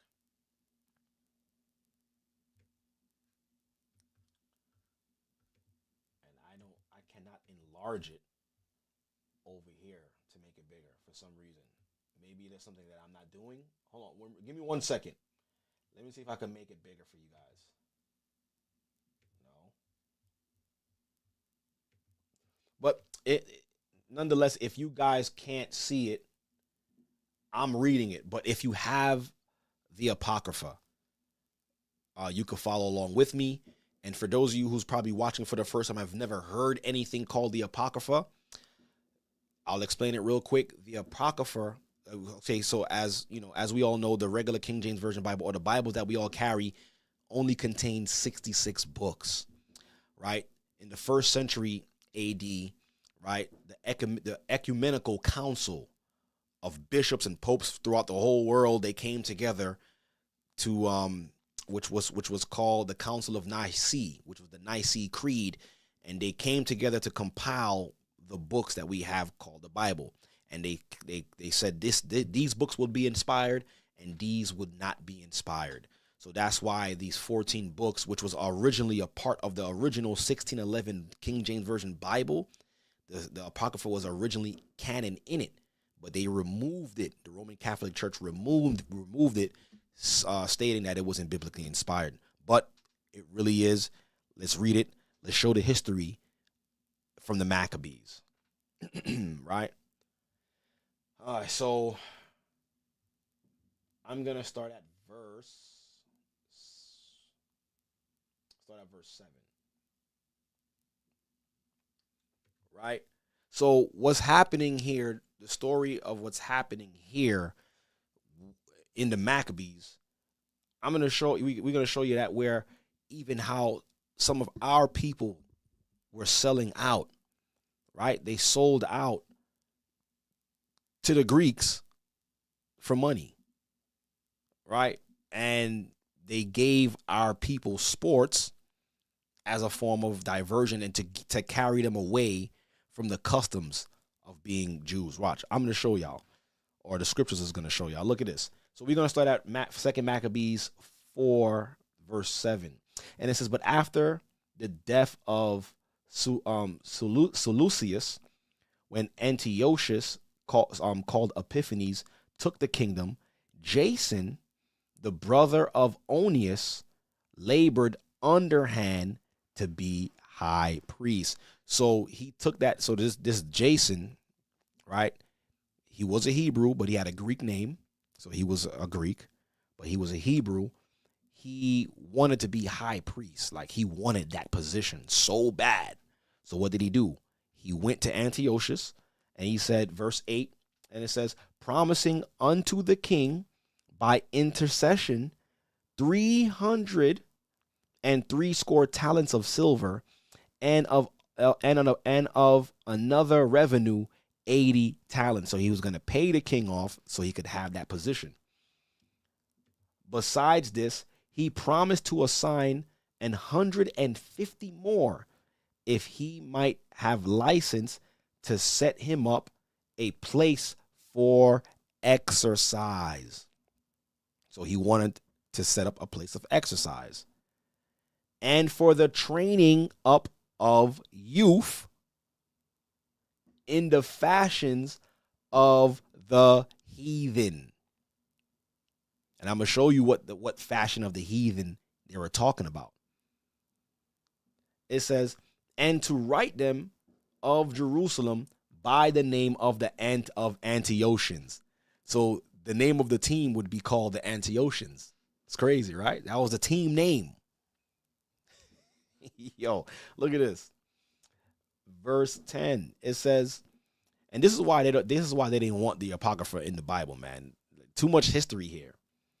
It says, which when the king had granted, and he had gotten into his hand the rule, he forthwith brought his own nation to Greekish fashion. So this Jason, he's what caused the integration of heathenism practices within the Hebrew culture. Right? You could say that was one of the earliest forms of integration, where we were integrating, we're trying to be like the Gentiles, right? So verse 11, it says, and the royal privileges granted of special favor to the Jews by the means of John the father of Euopolus, who went ambassador to Rome for amnesty and aid. He took away, and putting down the governments which were according to the law, he brought up new customs against the law. So now this person now came and brought forth more things to go against the law and to show why we don't follow certain things, and it's okay to keep certain heathen customs. So a lot of these practices happened during the Greek Empire. And it says, for he built, verse 12, it says, for he built gladly a place of exercise under the tower itself, and brought the chief young men under his subjection. Why the chief young men? Because why? They're athletic. They're strong, right? This is why when you look at any sporting leagues right now, especially, basketball and football, right? We, blacks and Hispanics, we actually, it's like that's our sport. That's our thing. We're the faces of these sports because of our agility, our strength, our swiftness. We can do these things, and it's been proven through, they've been watching us since the Grecian Empire, when we were integrated into these heathenistic exercises. That's what they call them, but it was sports and games, right? Not to take anything from any other race or culture. I'm just, stating obvious. Number 13 is verse 13. It says, now such was the height of the Greek fashions, an increase of heathenish manners, through the exceeding profaneness of Jason, that ungodly wretch, and no high priest. So because of him, he was responsible for integrating us into the Greek culture. Like, he was like headstrong on making us heathens, or making us follow the Grecian way. Right? And it says here, it says that the priest had no charge to serve anymore at the altar. So he stopped the priest from serving in the altar. And what was the priest's main purpose in the altar? To offer sacrifices for Jerusalem, for Israel. So if there's no priest offering any sacrifices for Israel, then there's no sins being forgiven. Now, dragging us even way further into heathenism. It says, but despising the temple and neglecting the sacrifices, hastened to be partakers of the unlawful allowance in the place of exercise. So now some people might say, so is exercising unlawful? No, exercising is not unlawful, but it's the type of exercises you get into. And the reason why this was labeled unlawful, you're gonna see why it was an unlawful practice for the Hebrews to engage in these type of exercises or sporting events or games. You're gonna see why. It says, I'm gonna read that again. It says, and hasten to be partakers, is the end of 14, verse 14. And hasten to be partakers of the unlawful allowance in the place of exercise after the game of discus called them forth. Y'all know what the game of discus is? Some of y'all might already know what it is. Let me pull it up for y'all so y'all could see what it is. I'll go here. Oh yeah, and also let's not forget the Hebrew and Bible Academy, brothers and sisters. Y'all want to know where I'm getting all my information from? How I'm so studious? Hebrew and Bible Academy, brothers and sisters. That's how I got to the point where I'm at right now, where I could go in and dissect the word and go into history. You want to join it, right? Historytimes.org, brothers and sisters. You don't want to miss the academy. It's not too late to enroll, to get your historical scholarship, your biblical scholarship, all the way up there, right? So no one could sway you, right? The Hebrew and Bible Academy. So now let's look at what it is for this, what's it called? The sport called discus. The game of discus right here. Here's the game of discus. This is what they had us playing in Jerusalem under the Greeks. Discus. And you want to know, look, they weren't playing it with clothes either. This is why a lot of it was unlawful. A lot of the games that the Greeks were playing was naked. They were naked playing. You had to be naked to play some of these games. Insane. And we have laws in the books where we're not supposed to uncover each other's nakedness. But yet the Greeks, they're playing naked all day. Like, look at this. Discus, y'all. You had to play discus naked. See? This is what that brother Jason, right? This is what he was getting us involved with and getting the youth involved in. Our young, strong young men getting involved in discus naked. Right?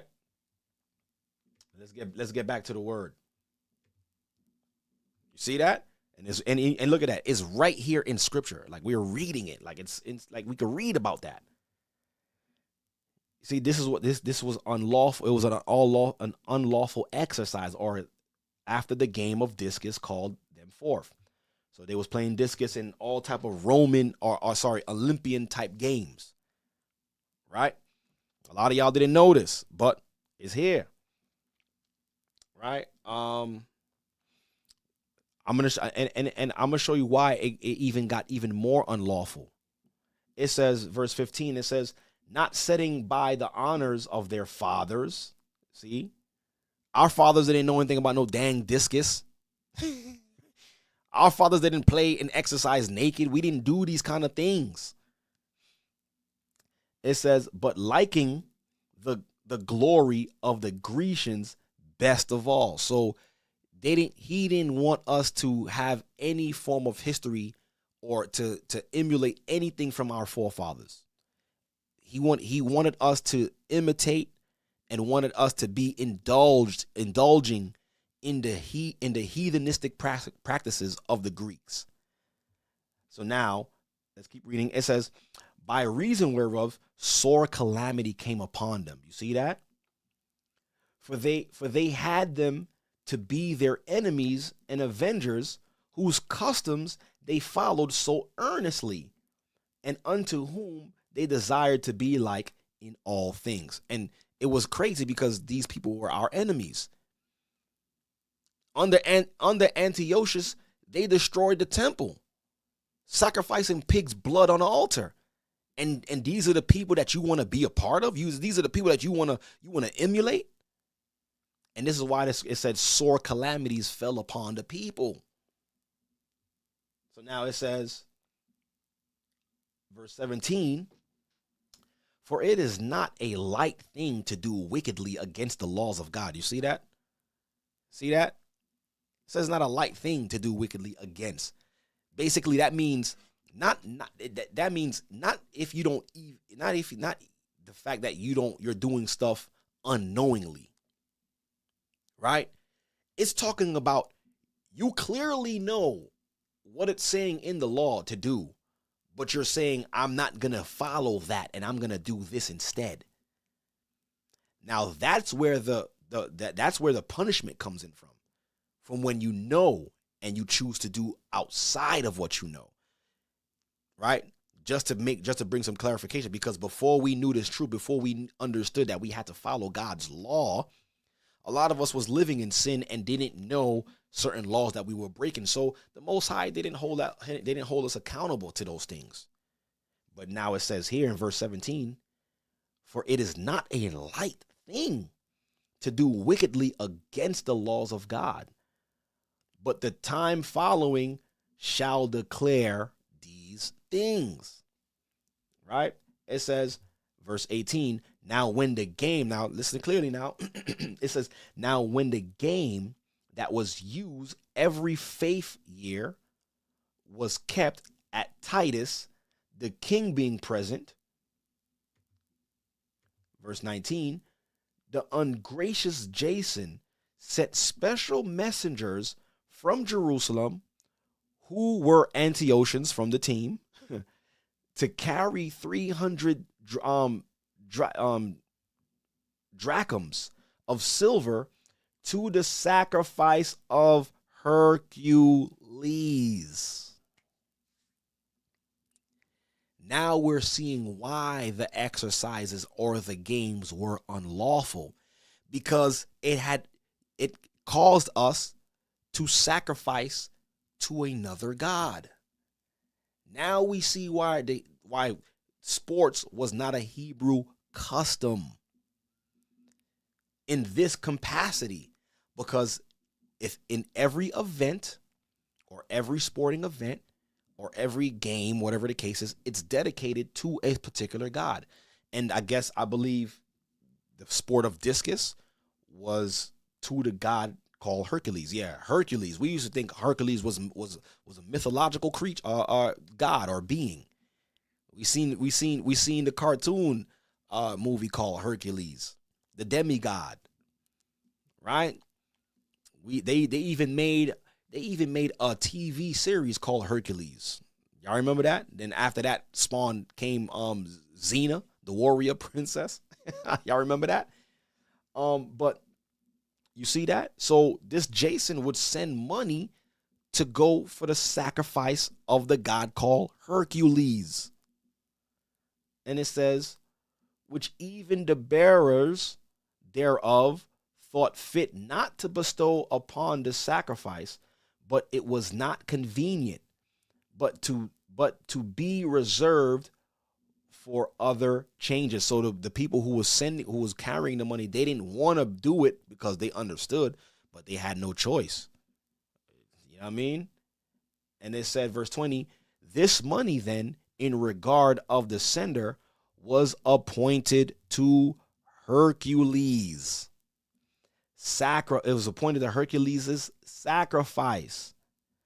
But because of the bearers thereof, it was employed to the making of galleys. So now we see, and we also see how the Apocrypha itself is also showing us what we read earlier in Wikipedia. That let me pull it up. Let me pull it up. You see? Well, we read. Remember, we read this earlier. How right here, Ludi were sponsored, or which just means games. Ludi was sponsored by leading Romans or the Roman state for the benefit of the Roman people and gods. You see that? in tradition, the earliest, no, not this right here. Right here. Most were held annually or at annual intervals on the Roman calendars. Others might be given to fulfill a religious vow, like sacrifice. And here it is, we're reading in the Apocrypha where our people were brought into this same custom and going into the exercises of the gods. But the thing is, they weren't just playing it. It was a sacrifice and a show of might to a particular god. This particular god was Hercules. A lot of y'all didn't know that. And it's the same thing today. Don't think that it's a coincidence that a lot of these NFL stadiums and NBA stadiums, all of these stadiums look similar to the construction of ancient Rome's stadiums. And it was to do two things: to bring a diversion to the people and the worship of their gods. So they was able to kill two birds with one stone. You can't make this stuff up. So now we see why they're paying these athletes so much money. Because one thing I'm not gonna take away from these athletes is the skill and the talent that they have. And like we read in 2nd Maccabees, they got strong, young, youthful people, men, to play these sports. Because why?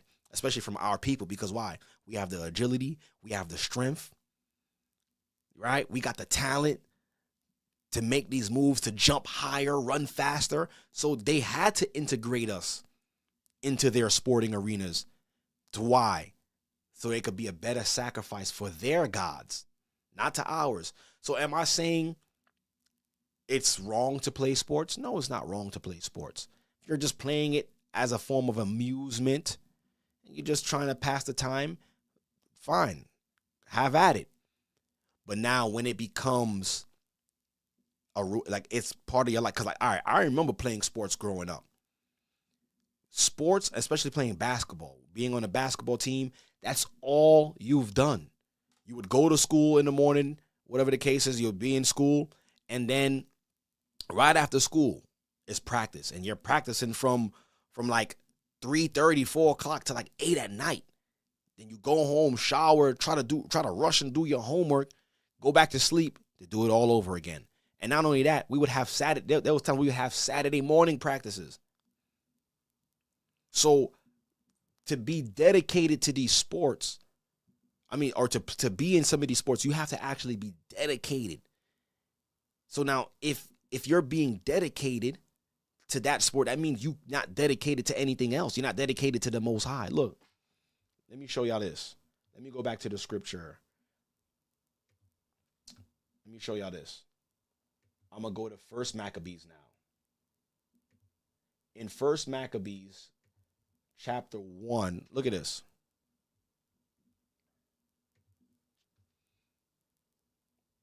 Let me try to make it bigger.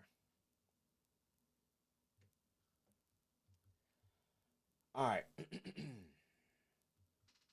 What verse? Right here.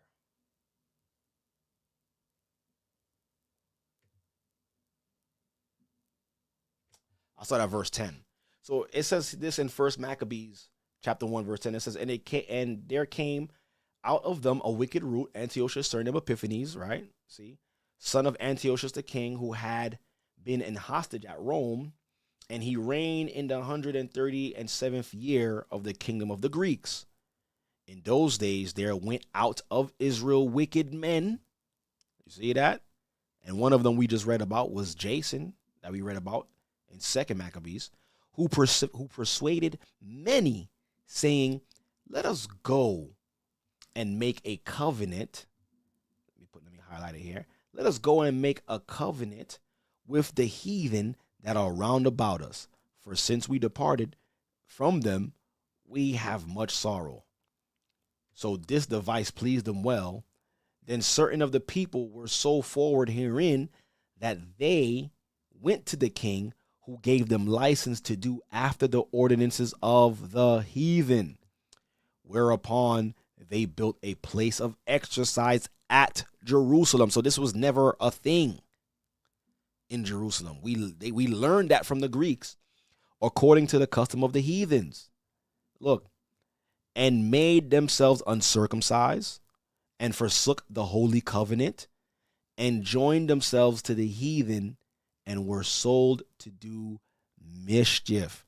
So you see, in order to be a part of these games and these exercises, you got to dedicate yourself to these gods. You got to dedicate yourself to these gods. You can't serve your God and this God. You can't keep these covenants and the covenant of these gods, because the ancient people, they understood that going into these exercises, going into these games, you had to dedicate yourself to these gods. Right? The training is always intense. It takes over your life. Knowing stats, watching film, all of this stuff is just a diversion to keep you away from the truth, to keep you away from what's real. Right? To keep you away from what's real. Let me read this scripture too.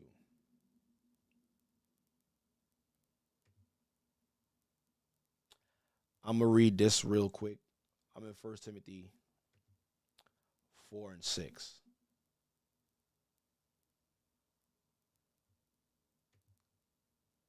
Where is it? Let me get this for you guys.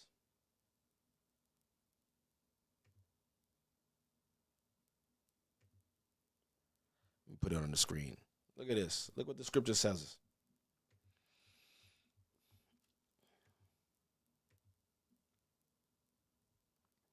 It says, if thou put the brethren in remembrance of those things, thou shalt be a good minister of Yeshua Mashiach, nourished up in the word of faith and of good doctrine whereunto thou hast attained. But refuse profane and old wives' fables, and exercise thyself rather unto godliness. So the exercise that we should be focusing on is the exercise of godliness.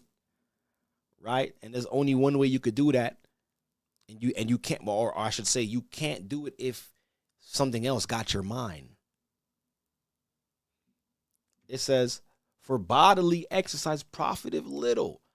So does that mean it don't profit at all? No, it does. There is a profit to bodily exercise, to maintain your weight, you know what I mean? To stay in shape, right? Strength training and all of these stuff, that's good. But it profiteth just a little. It says, but godliness is profitable unto all things, having promise of the life that now is, and of that which is to come. So we more so need to be focusing on our godly walk, on how we are spiritually with the Most High, rather than trying to keep up with what's going on in the sports and entertainment. It's all a diversion. Who cares how much Michael Jordan averaged in the 90s? Who cares about that? That's not going to, it profiteth little. It's not going to, you're going to get a reward for that? Right? I remember I used to always have Sports Center on. What? Keep me up to date. I'm out the loop now. Like, if I have time and I'll turn on the game and I'm watching a team, I'll be looking at, I don't know what I'm watching. I don't even know who's on. You could have fooled me. I thought I was watching college. It looked like a college game I'm watching.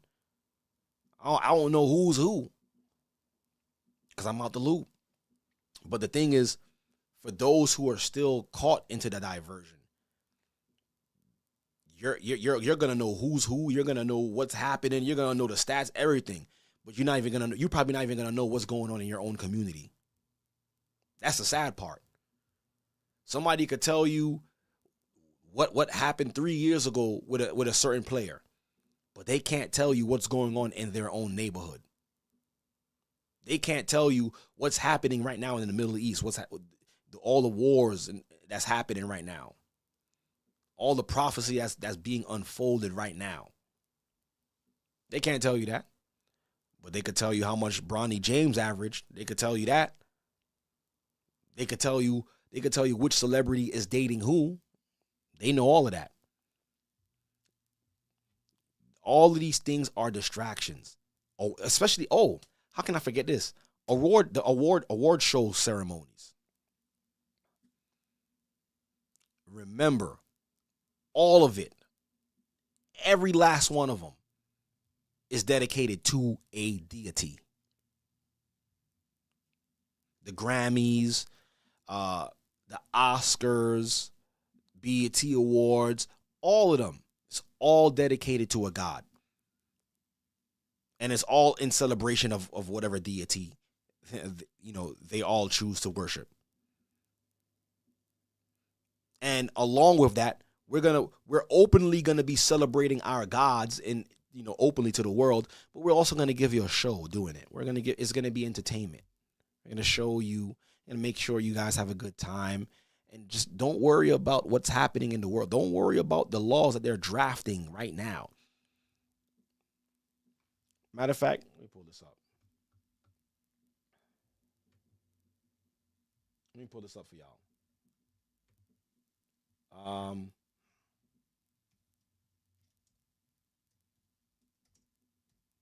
I bet you a lot of y'all didn't know this.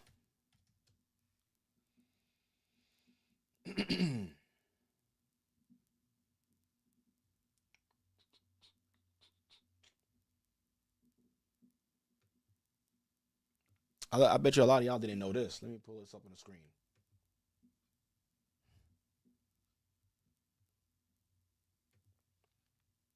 What is this? Look at this.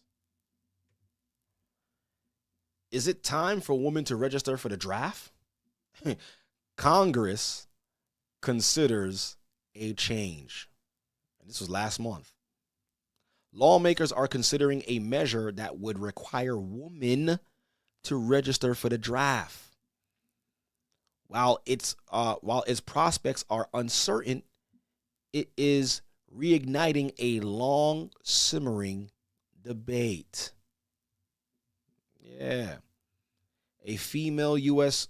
Army soldier stands in the front of tanks during a visit by the German president to U.S. forces. Okay?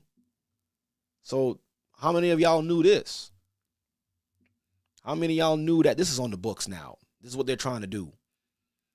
They're trying to draft women now. They're bringing back the draft. Because why? No one is entering into the army. No one wants to fight for the country. Everybody is.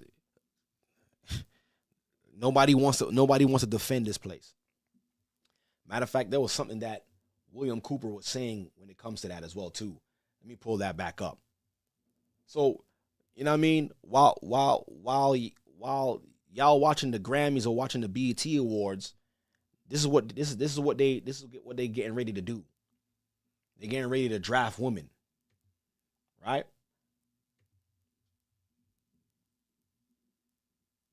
And that's how you know that women's right movement and all of this stuff and equal rights for women and equal pay was all right. Y'all want to be equal? Join the army. Nah. We just want to equal pay. We didn't want to fight in the army. What you mean? You want everything that we got? So yeah, here you go. Let me go back to that video with William Cooper. He was talking about that real quick. Let me play it. And then I'll open up the lines real quick. Where is it? Here it goes. No. 1 second. Here it goes. Over 970 flips later, I finally made it. Nah, you didn't make it. All right, let me play it back. Here it goes. To self-destruction. So based on that scenario, there's some truth into what these men are looking at. Absolutely, and that's what makes me so sick, is that I'm trying to wake up a people who on a daily basis are proving the ones that I'm warning them about to be right. Mm-hmm. Well, so that even though a minority, there are people out there that you recognize are awake to this, if they don't do something about it, they will lose that ability to be free in that way. That's correct. Whether they might think, well, I don't need to worry about it because I know what I know and I'm fine. It doesn't work that way. There's a connection here to everything. That is correct. That is absolutely correct. A nation of people right here, who are willing to send their sons and daughters that they profess that they love to a foreign country to die, and they use the excuse to themselves that they're sending them off to defend our country, and they know damn well that's a lie, are doomed. Are doomed. Y'all heard that? That's why nobody wants to go, nobody is enrolling or enlisting to go into the army, because what are we fighting for? Right?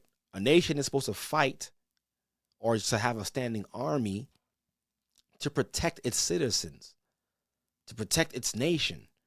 But yet I'm going to send out my troops to protect my nation? Nah. You're sending your troops out to conquer. But that's always been the Roman way. That's always been the Roman way. That's always been the Roman way. 1 second. So, yeah, man. America and the Roman circus. Look, brothers and sisters, we here. Okay? Listen, it's not too late to unplug from the circus, man. We gotta. It's time for us to understand that this was all a big stage, and they're just only here to entertain you, brothers and sisters. You ain't never gonna get nothing out of sports. It's redundant. It's redundant. It's the same exact thing over and over. Okay, like it's scripted. Is scripted. Matter of fact, on the lines of scripted. Let me show y'all this last thing before we get into it. And mind you, he was in the NBA himself, and he even says this. Let me see where I put that video. And this brother was in the NBA. 1 second. Let me. Right here. Here it goes. I need y'all to hear what this brother was saying. Here it goes. Hear what he said. This sounds like a script to me. I really don't even think this is really about a championship no more. This is about putting on a good show. Think about this. They hired J.J. Redick, draft Bronny. I mean, does this sound like something that's like we're trying to move in a direction to win a championship, or does it sound like we're trying to put on a show? I'm just keeping it 100. It's like they're more interested on entertainment, because if you do that, that's gonna sell tickets. That's gonna sell out. That's gonna keep people talking about it in the blogs. That's gonna keep people in social media talking about what's going on. Like every day it's gonna be either good or bad. Somebody said, just make LeBron the coach. Byron Scott said that. Inglewood. Just make LeBron the coach. Grab the clipboard on timeouts. It's doable. And that means you can't rely on You see that? So it's not hard to see. Like, you really got to be really inundated with this stuff to not see that this is just purely entertainment. It's about entertaining the people. It's about making money off of the people as well while we entertain them and keep them distracted. And let's not forget the worship and the sacrifice for our gods. Come on, man. You can't make this stuff up, even if we tried. But it's time for us to wake up out of sleep, man. It's time for us to see what time it is. Understand that all these things in front of us are just distractions, man. They're distracting us. Okay, they're trying to hide things. Give me a second. They're trying to hide things or keep us from knowing things or keeping us from complaining. This is why they gotta have This is why they gotta have sports all year round. There's always something for you to watch. Y'all don't notice that? There's always something to watch. There's the streaming platforms. You could binge watch episodes of TV series that you didn't watch before. Everything is right here, right? Just to keep you distracted, keep you entertained. To keep you entertained. Are you not entertained? Are you not entertained? Keep you entertained. Let me do this real quick.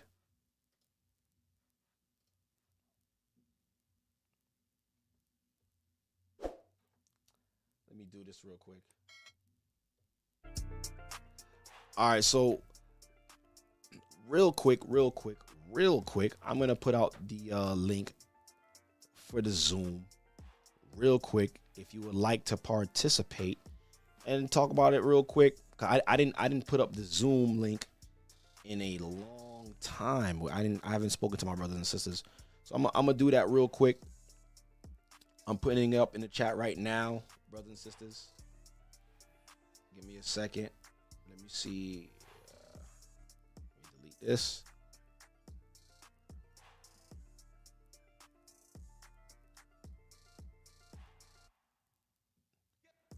Let me.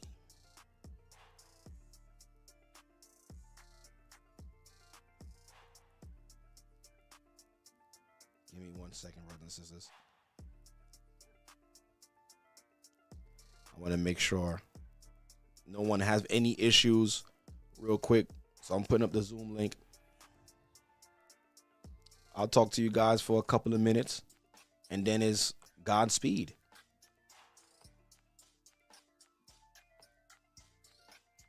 Give me a second. Delete. All right. Here we go.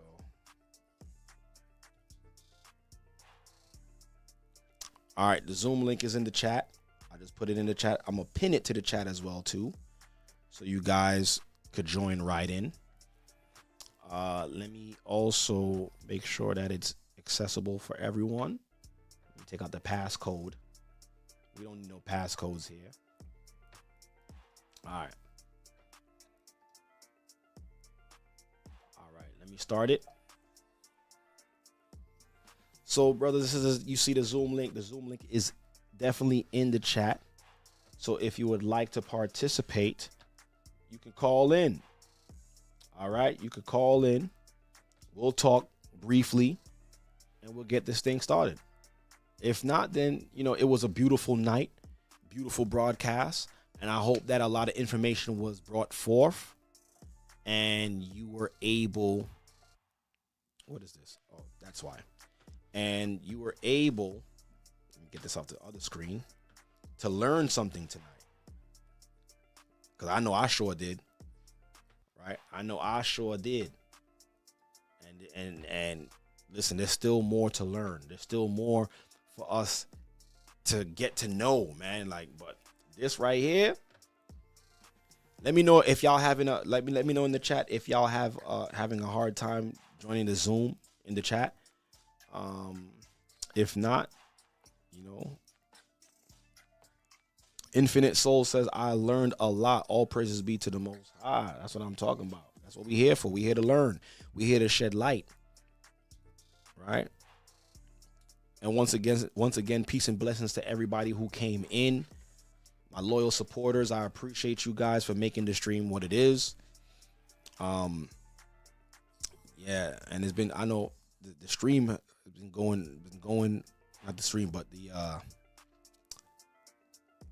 chat has been going. But I know I missed a lot of important things, man. But listen, I appreciate y'all for chatting and keeping this thing going.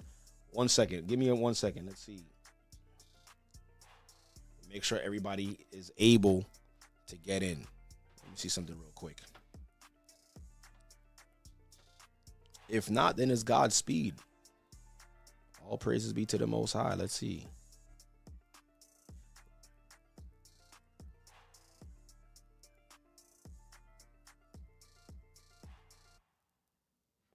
1 second, brothers and sisters. Yeah, like I said, the Zoom link is in the chat. It's pinned to the chat. And yeah, let's have a conversation. Hold on, one last thing. Okay, I got somebody coming in. I'll let you in first.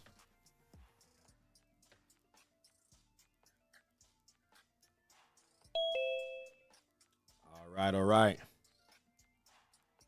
Shalom, what's going on, Ak?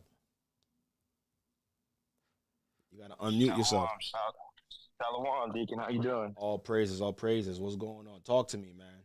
I'm gonna move away from these dogs here. But I was listening in, and it just shows how like even the nations, they have to. Esau has to rule. Even the other nations have to rule by deceiving their own people to keep some type of order. So it shows how even their order doesn't work, but the Most High's does. And not only do they lie to their own people, but they were lying to their own people prior to us falling, so that they could actually issue in the deception to deceive us into also believing as they have already deceived their people. If that makes sense. No, it does make sense. But let me ask you, because like you see how when we just read in Maccabees, right? And it showed us that guy named Jason, he knew that he was sacrificing to a god. And that particular god name was Hercules, right? Yeah. Do you think that today there's a certain level they get to, and they let them know, like, yo, this is who we worship. This is what it is. What's your take on that? I think that back in the day, well, many of them do know what God they're worshiping. But when it comes to the people here in the States, they aren't willing to accept that their fathers worship these same gods. And in turn, they falsely believe in God. So I think that they're just ignorant at this point, but their ignorance is what's going to lead them to a final destruction, because they're refusing the knowledge and not willing to be humble to the fact that this whole Western world is based on wickedness and a deception and lie and outright disobedience to God. Right. But it's being masked with just, the lights, the flashing lights, the games, and because I'm still trying to, all right, like somebody like LeBron James, right?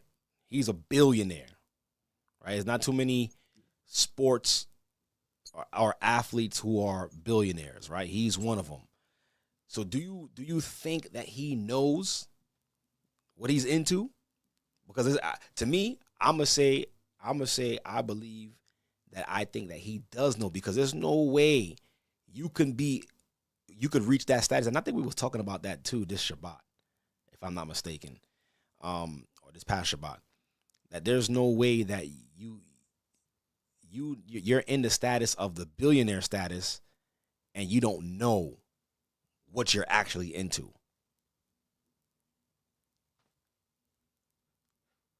I definitely think the hierarchy and the who are making the money and are signing these contracts and have these deals, they absolutely know what they're doing. Yeah. Because like there's no way, and they do. I don't want to say this, or but there was some brothers who was speculating that his son could be to the gods, if you know what you read between the lines. Okay. Yeah, I know. Yes, sir. I understand. You said what? Yeah, I said yes, sir. I understand. Like I get where you're coming from, and I that's what came to my mind when I even heard it, because this is the first time I've ever heard about it. That's why, far from like sports, I never I truthfully don't even understand it. Like how you said that you've been out of the realm, you get on there, you know who's what's what. I've been like that majority of my life, aside from the Pittsburgh Steelers, because my dad was a Pittsburgh Steelers fan, so I was more or less a fan because of my father. Okay, so this is the first heard about that, but that's what crossed my mind, is that maybe it's that's why it's for their ritual sacrificial lamb type stuff. Right. Yeah, I mean, I'm hoping not, because I wouldn't want to put that on anybody or think of something like that. But listen, our people were sacrificing our children to Moloch for power. You see what I'm saying? So there's no telling at this point, man. There's really no telling, but only the Most High would know. And I think at this point, even the lowest of means is if we don't operate with integrity and take up the torch that God has given us to do this responsibility, whether great or small, whatever it looks like, we're ultimately sacrificing our children to Satan if we're not doing what's required of the Most High. Because they won't have a living example to live after, especially if we have this knowledge, if we have this truth. It comes with a higher responsibility, a higher price to pay at the end of it all, because either you're taking heed or you're not. Right, yeah. And there's gray, and that's something that fear the Most High. I mean, like that's all I can say. Like, if you don't fear the Most High, learn how to fear Him. Right. It's every day. I'm saying that I'm greatest at it. I fall short every day, but definitely I look within. I'm trying to look within and within my own home, and I see the faults, and He's not pleased with it. Is He there with us? Yes, still here. Does everything just mercy and grace to wake up? But ultimately, we don't get it right. We don't get it together. We're not our ancestors sacrificing their children to Moloch, especially with all those knowledge and understanding we're being given in the last days to receive the promises and bring forth righteous families, unions, the brotherhood, everything under Christ. Right. There's a greater potential. Hello?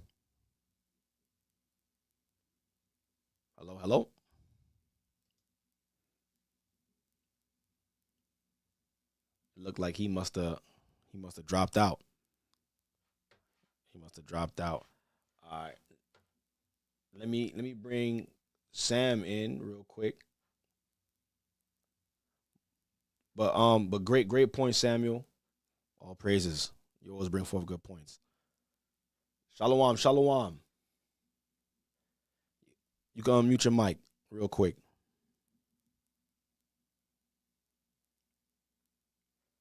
Shalom. Yeah. What's going on? Talk to me. How you doing?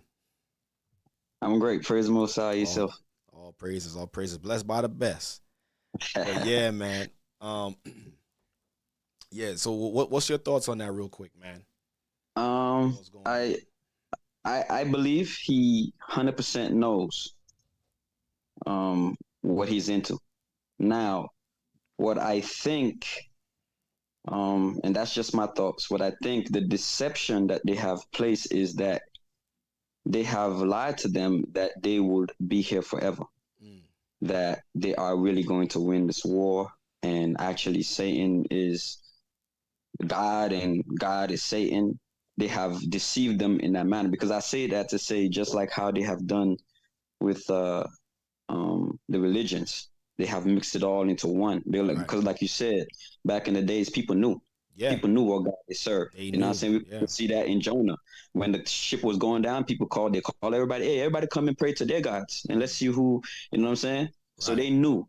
But if they would do that now, everybody will see that the Most High, the God we serve, the God of the Hebrews, is the main God, and everybody will fall off of that. So they made it.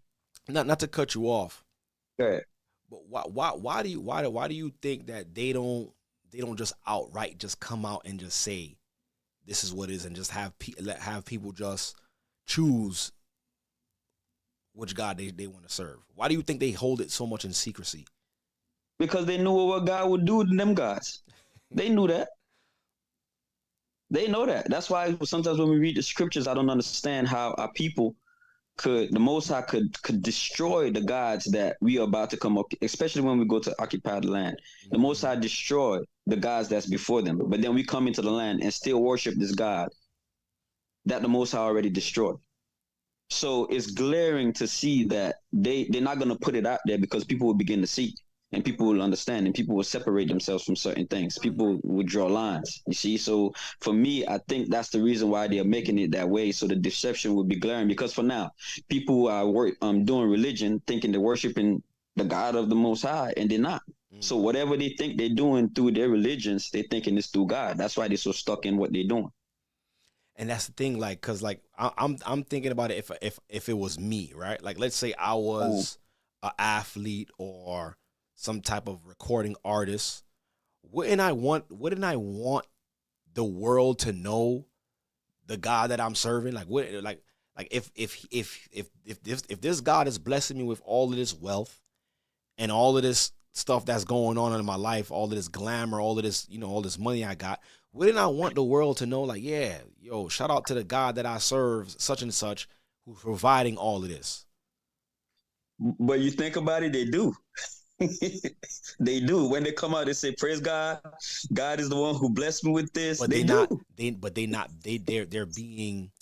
deception. They're being deceptive, or they're not really being forthcoming because they're Right. just saying God. Which God? Like the average person don't know that there's many gods. You know what I'm saying? But but when you think about it in actuality, you know why they can't come out and say the crazy stuff that they, or say the God that they're serving outright, because with that comes the attachment of the crazy and weird practices and sacrifices that they gotta do to serve this particular God. The average person will look at them like they were crazy. They will look at it like, yo, this is what you doing? You drunk what? You did what with who? And that's why it got to be so secretive, because the average person, the regular human being, man and woman, wouldn't do the crazy stuff that these people are doing for fame and fortune. And I think that's where the shame and the embarrassment comes in from. That's what it is, that fame and fortune, because now when you in the light and all these things are coming at a fast rate, and now you are loved, and you have to put on this facade of this is the person who you are, but behind the scenes you are this whole different person. Then they see that's the thing. They can't let go of that, because once I come and say that, they know I'm gonna lose all of this. I'm gonna go right back to that. And I'm saying to that nobody liked, and this and that. That's how we see most people, artists or whatever, they disappear out of the blue because they find out, and next thing you know, we're not hearing about them no more. Right. And they're going out the scene. So because these people have finally, they grasp it, they understand it, but they're not hedged by the true God because they have not found that true God. So then that person who comes to want to do that, you would disappear without a trace. You see what I'm saying? So I believe that's what is going on with these people. But they know for sure. That is not something that, especially LeBron, is not something that's hidden to him. He is well aware of it. Yeah, for sure, bro, for sure. I agree with you 100%, man. But some people, the people who's sold into the lie, like, nah, man, this is just what it is. It's real life. Is these people they really work hard to get here, but they don't understand the dark side of where these people are, or what these people, the path that they had to take to get to where they are. That's what I wanted to say. Yeah, and you are so right in that. And just to address the work so hard, people don't realize you only serve two masters. Either one you're gonna serve is gonna help you to get where you need to get. Because for our Most High that we serve, we have to work, but it's not for the office. It's not to get where we need to get, because that is already supplied. You know what I'm saying? It's just to prove that we can handle the job. Same thing with Satan. Satan said, "I'm gonna give you this if you fall down and worship me." Right. So what work are you really doing? So yeah, but great broadcast. I came in a little bit late, but yeah, this is something and since I played sports, it was hard for me to grasp that because I never understood like how can they script this? It makes no sense. Da, da, da, da. You know what I'm saying? But yeah, it was hard for me to come to that realization. But people don't realize you don't have to script it for everybody. Right. You just need key players in there who understand what's going on and they could throw a whole thing. And just like in Rome back in the days, they knew who was going to win. Same thing today. They knew who's going to win the outcome. There's some people who could predict who's going to the finals and all of that. There's some people who could predict who's going to win, and it's crazy to see these things. It's mind boggling. But it's crazy. But yeah, wait, real quick before I let you go.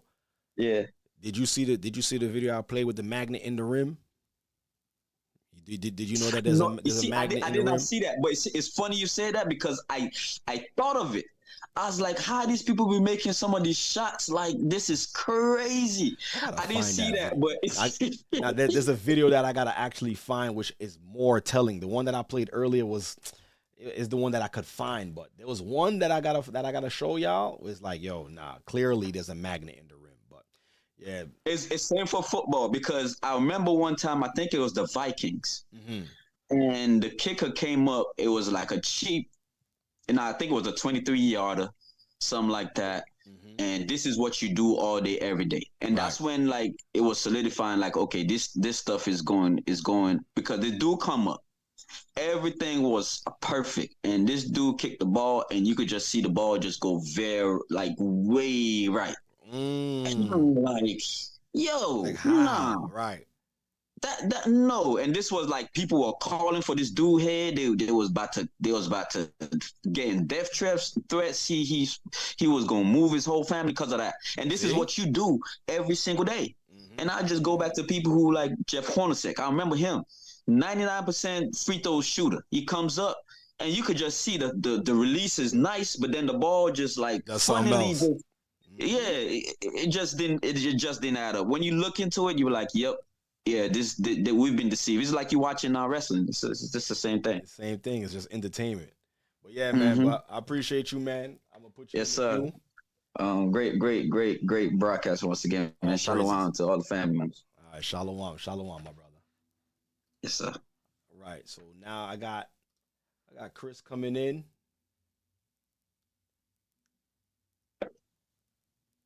Shalom. Kayam. Shalom.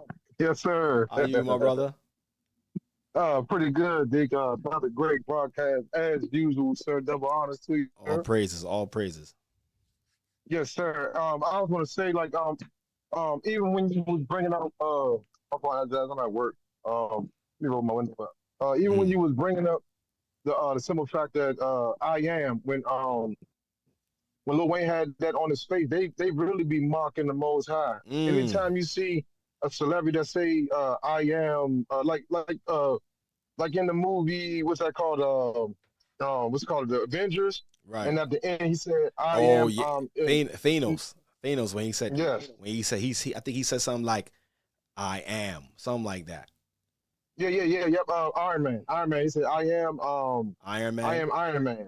Yeah, and they know this, and they're basically calling themselves gods. I remember when KD he came into the league and he used to carry around his book bag, and they asked him, the media, you can look it up too, Deke. The media asked him, he said, "What you got in your book bag?" He said, "It's my Bible." But after time go by, now he's calling himself a god. You know what I mean? And this is what they're taught, like y'all saying. Wow. They're taught and crafted when they come in there that there is no higher power, and they are the higher power. Yeah, they actually gotta fall in line to the God that's actually providing them the millions. Because there's no sport in the world, no, not even sport, but no profession in the world that should like, you're worth $5 million to do what? Exactly. To skate across the ice. And the hand gestures that they do, and there's a left hand side and a right hand side, which we know, but when they're throwing up these hand gestures, they're representing their God. I remember Kobe Bryant. If he got an interview and he was welcoming his death. And he was like, man, yeah, if I gotta go, I gotta go. And what I mean, this is what they're taught. They're taught once they leave here, they become gods. Yeah. You know what I mean? Yes, sir. You're right, because I remember I was watching, I don't know if it was last week, something about what's that rapper who died, who got killed, Nipsey Hussle. And I didn't know that his mom and him was heavily involved in the Egyptian culture and Freemasonry, Freemasonry and all of that. And he already knew that he was going to die. Like, he knew, like, they was telling him, and he was already preparing himself. And his mom read a text message from him that said, "Mom, I'm ready." Some weird joint like that. And come to find out, his mom is in some kind of like weird religion, Egyptian religion, and she was talking all type of madness. So yeah, you're right about that.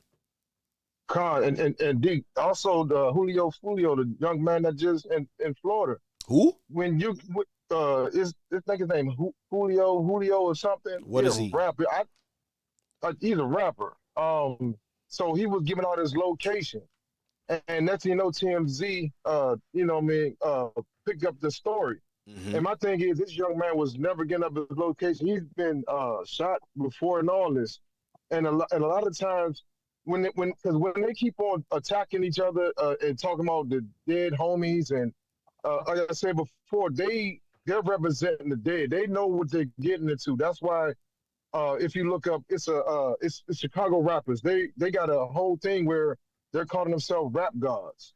You know what I mean? And they know this. They know their craft, and they always putting things on their mother, really meaning the mother God is worship. Yeah. Yes, sir. Yeah, man.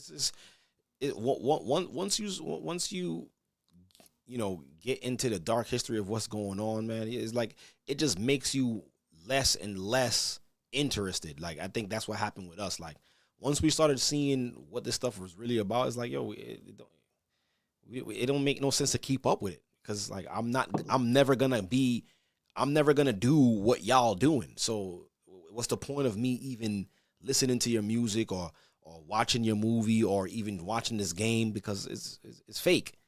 It's just a pastime. Exactly. It's a pastime. Exactly. It's like I don't even remember the last Super Bowl I watched. I don't remember like the last NBA game I watched. It's like once you come into this truth and you realize what the world is, you stop falling for the tricks. Yeah. You know what I mean? You don't look at entertainers as leaders. You look to the higher power. You look through your Shia, right? Through Christ. Yes, sir. Yeah, man. Yeah, but we gotta hope our people could hopefully wake up and understand that, because like, yo, I'm talking about, you go into a barbershop, this Bronny James topic of discussion. In Instagram, everywhere you go, they talking about what's going on with the NBA or the latest deal. Like, why should we know about these things? But it is what it is, bro. Right, and be ready to fight, D. And be ready to fight each other and kill each other over this. That the worst argument, who's the best?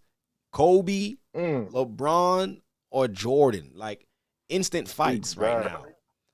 Like, instant fights.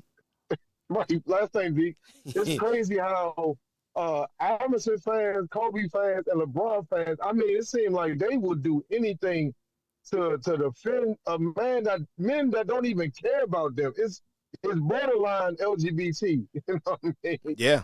And that's all I got to say. Nah, that's a fact. That's a fact.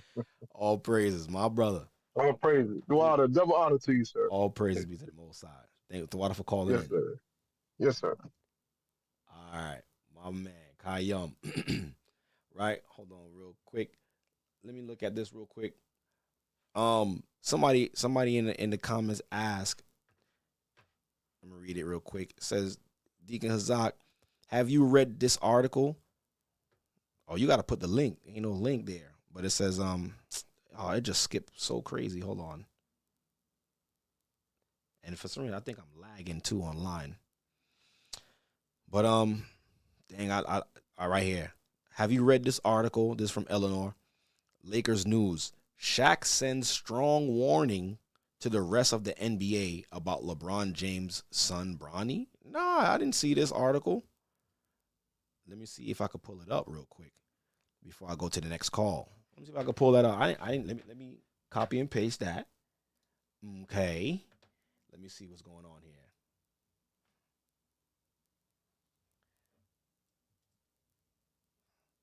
Let's take a look at this article. Let's see. Let me put it up on the screen for y'all too, so we can all look at it, because I ain't know nothing about this. Let me move this out the way. I don't need you here right now. Okay, it says, this is from, I don't know. It says I'm sitting watching all of the criticism.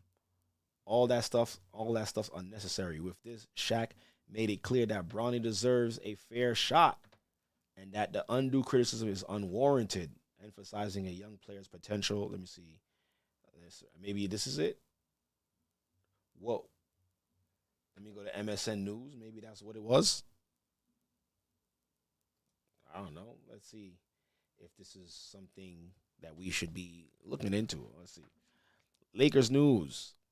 Shaq sends strong warning to the rest of the NBA about LeBron James' son, Bronny. What's the strong warning? LeBron James has a... Let's see. However, the announcement sparked... Okay, let's go. What did Shaquille O'Neal say about Bronny James? In the latest episode of the Big Contact podcast with Shaq, O'Neal stood up for Bronny James and urged the public to ease off the criticism. Maybe he was just talking about the criticism that he's getting. Maybe it's not a crazy warning. I don't think this is a crazy thing. He's my nephew. He's a boy, a great kid. All he wants to do is play. It's unfortunate for the kids that have to live up to what we've done.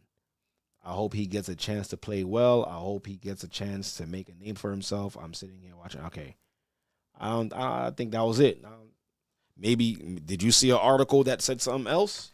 If you did, let me know. All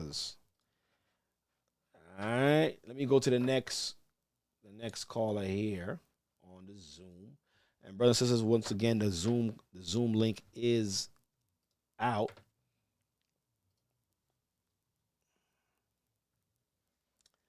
So I got my Hyman coming in real quick.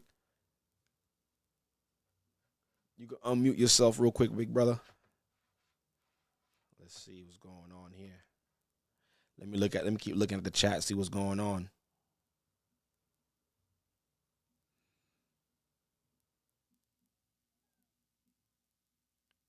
That's right. The Spazzy 99 says they make a deal for fame, knowing they will be sacrificed to Satan. Yeah, man. They be knowing. All right, well, Shalom, what's going on, Hyman? What's going on?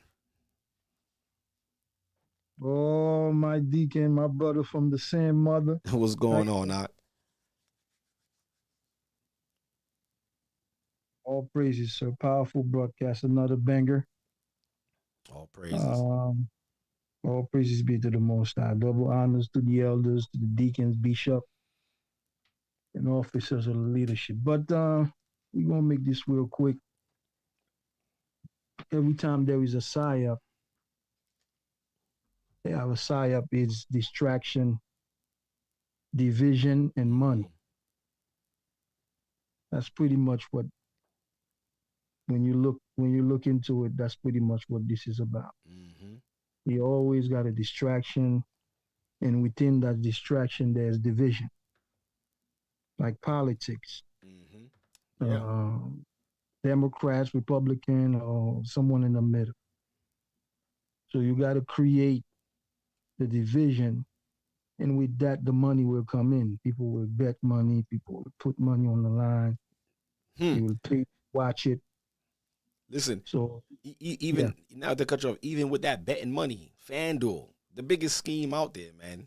Like, people got to understand, like, the numbers is already, they already know the numbers in Vegas. Like, so if you win, you win. If you don't get all bent out of shape. Like, it's not even real.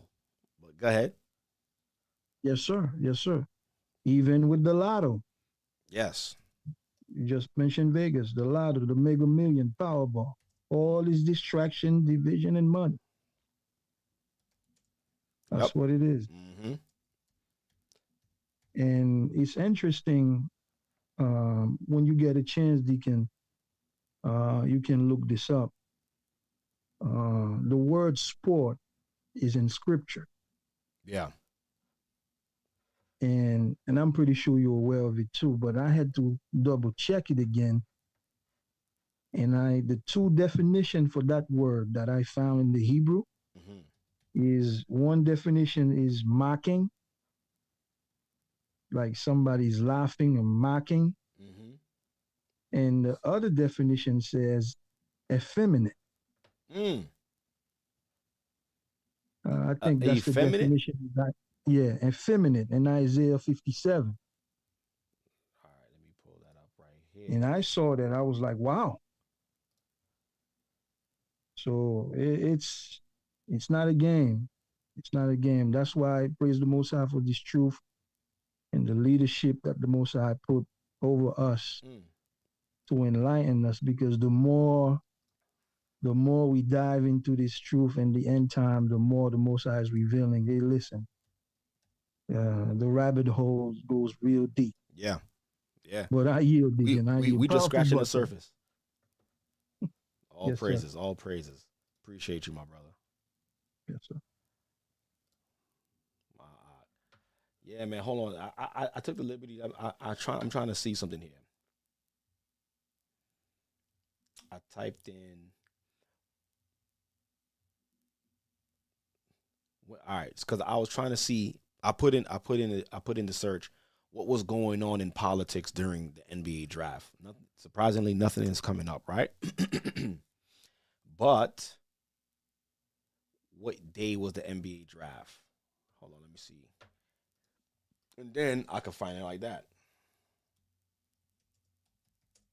Let me share my screen so I can show y'all what I'm doing real quick before I sign off. What was or when was the NBA draft? Let me just go here. So Wednesday, June 26th, right? It was a 2-day event. See, I didn't even know that. Okay, so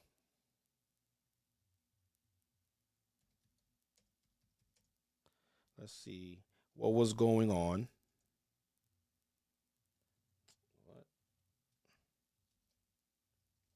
What was going on June 26th and 27th, 2024. Let's see what we can find out. No, not now.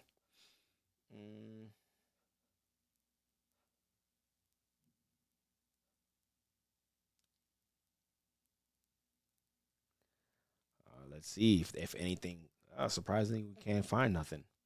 Usually, they will have these events happening during something that's happening politically. But let's see.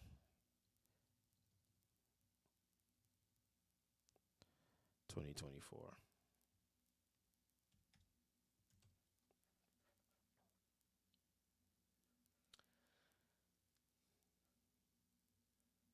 They're showing what happened this day in history. New York Times. Let's look. Let's see what's happening. Let's see what was happening Wednesday, June 24th. While everybody was watching the NBA draft, let's see what was going on in the world. So we have this. Israeli military must draft ultra-Orthodox Jews, Supreme Court rules. What's this about? The pro-Israel donor with a $100 million plan to elect Trump. Wow. So he got some Some Israel supporters here. Man faded. Okay, this is regular. Let's see. Hillary Clinton, I've debated Trump and Biden. Okay, nobody care about that. All right, let's look at this. Let me go. So hold on. Anti-tax riots rocks Kenya. Let me click on this first one. What is this? So this is what's going on Wednesday, June 24th. And everybody watching the NBA draft. Come on. Create a free account. Should I create a free account, brothers and sisters?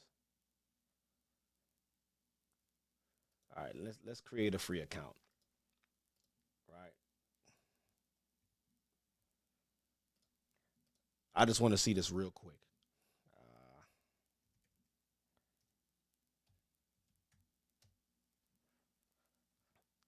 Oh, that's how they got me. They got me, brothers and sisters. They got me. I can't subscribe. Okay. Now where's the article that I had?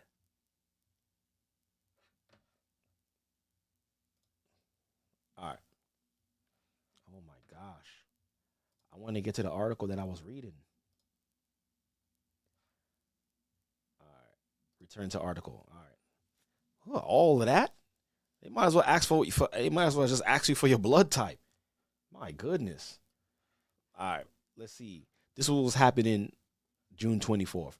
Israeli military must draft ultra-Orthodox Jews, Supreme Court rules. What is this even about? The court ruled there was no legal justification for the ultra-Orthodox exemption from service, a decision that threatened to split Prime Minister Benjamin Netanyahu wartime government. Let's watch it. I'm kind of lost. Here he is now. Hi, I'm just trying to make sense of all this data. Just get Sasvaya. Sasvaya? All right, I can't do anything about this ad, brother and sister, so. Oh, wow. The quickest way from a billion points of data to a point of view. Sasvaya. Okay, so Israel Supreme Court unanimously ruled that the military must begin drafting Orthodox Jewish men. Why?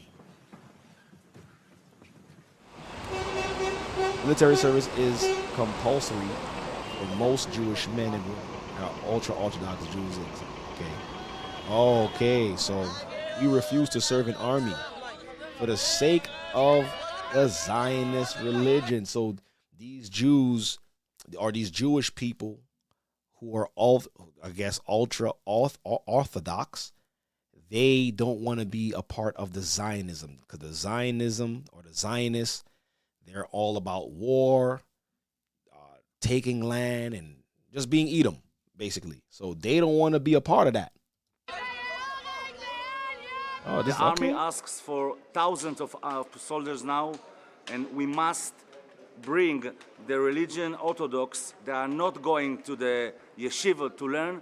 They must go to the army and do what all the other kids in their ages are doing.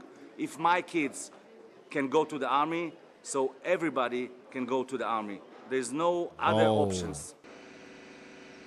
The decision outraged some ultra-Orthodox politicians and threatened to split Prime Minister. This ruling actually doesn't have any implications, any practical implications in this issue. The High Court shouldn't have interfered in this issue. So that's what was going on during the draft. This is big news. They had everybody distracted and no one was talking about this. Yo, the only scripture that comes to my mind when hearing hearing that, I could only read it. Let's go to the book of Joel, the judgment of the nations. This is the only thing that I could think of. This is the only thing that I could think of while listening to that. Because here it is, because they're so-called ultra orthodox, meaning they're, you know what I mean, they strictly for the religion. They're exempt from going to war. Now they've drafted a law that says, nah, y'all not exempt. Y'all want the land too, right? Yeah, y'all gotta come. Because you know what it is, brothers and sisters? They need bodies for the war. Nobody is signing up for the war, man. But look at this. I'm in Joel 3:1. This is the only thing that kept coming in my mind while listening to or while reading that article. It says, "For behold, in those days and in that time, when I shall bring again the captivity of Judah and Jerusalem." Verse 2, "I will also gather all nations." Yeah, ultra orthodox. You too. "I will also gather all nations and will bring them down into the where? Into the valley of Jehoshaphat, which is the valley of decision, or as the book of Revelation calls it, Armageddon. Into the valley of Jehoshaphat, and will plead with them there for my people and for my heritage Israel, whom they have scattered among the nations and parted my land. And they have cast lots for my people, and have given a boy for an harlot, and sold a girl for wine, that they might drink." See that? "Yea, and what have ye to do with me, O Tyre and Zidon? And all the coast of" what? "Palestine. And all the coast of Palestine. Will ye render me a recompense? And if ye recompense me swiftly and speedily, will I return your recompense upon your own head." Yeah, y'all gotta come to war now. Y'all gotta get drafted. This is why I'm saying, y'all, there's no one in their right mind can say the Bible is scripted or has been written by a man. You see that? The Most High is gathering all the nations.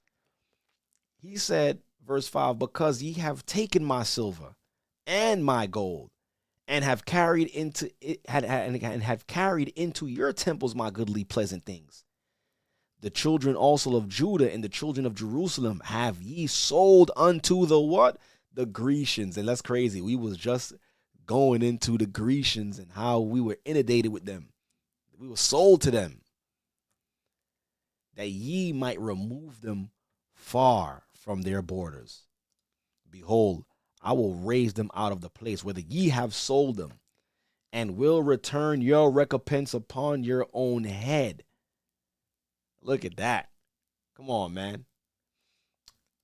"And I will sell your sons and your daughters into the hand of the children of Judah, and they shall sell them unto the Sabians, to a people far off, for the Lord hath spoken it.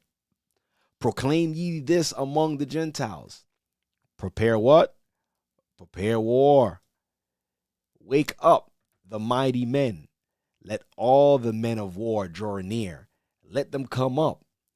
Beat your plowshares into swords, and your pruning hooks into spears.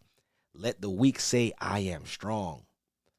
Assemble yourselves and come, all ye heathen, and gather yourselves together round about. Thither cause thy mighty ones to come down, O Lord. Let the heathen be awakened and come up to the valley of Jehoshaphat. For there will I sit to judge all the heathen round about." You can't make this stuff up, brothers and sisters. We can't make this stuff up. Thus saith the Most High, thus saith the Holy Bible. We can't make this stuff up, man. There's no way we could make this up. Are you kidding me? Here it is. Everybody was watching the draft, the NBA draft. Right? Everybody watching the NBA draft, and the Most High is putting things in the books. The Most High is putting things in the books to make sure all of the heathen get to come to the valley of Jehoshaphat. And we didn't even know this was happening. This was during the distraction, during the diversion. You see, and can you imagine if people knew what was taking place on June 24th? That was part of prophecy unfolding right before our very eyes. Most High setting up Joel the 3rd chapter. Listen, man, listen. You can't make this up even if we tried.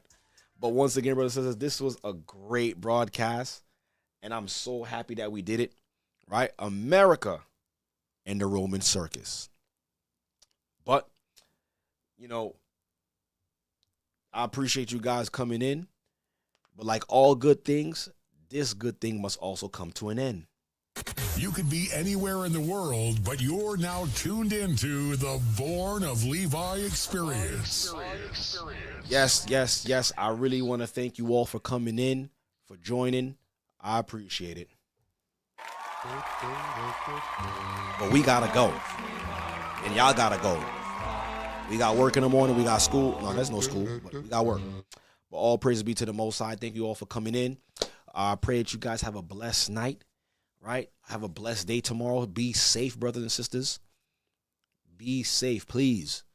Don't engage these people out there. It's best to not even say a word. Because I'm telling you, we're living in a time where people are on edge. People are looking for confrontation. But we got to do what Yeshaya did. When they came and they took him and they brought him into the councils for fake judgment, it said he opened up not his mouth. He didn't even answer a word.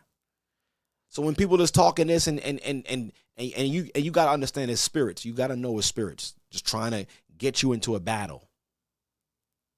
Just ignore the people. Ignore them. And guess what happens? They stop. They go away because you're not entertaining them. You're not fueling that battle. You're not fueling that fire. So just be careful out there. Be safe because we're not living. It's crazy out there. We live in some crazy times, and there's some crazy people out there. There's a lot of demons that's been released. I don't know why I was led to say that, but somebody need to hear that. Even me, I needed to hear that. Praise the Most High for that. But listen, man, be safe out there. Have a blessed Shabbat, and I'll see y'all next week, Most High willing. I love y'all. Stay prayed up. Sin not, so we can see Zion. Shalom. Bless you all.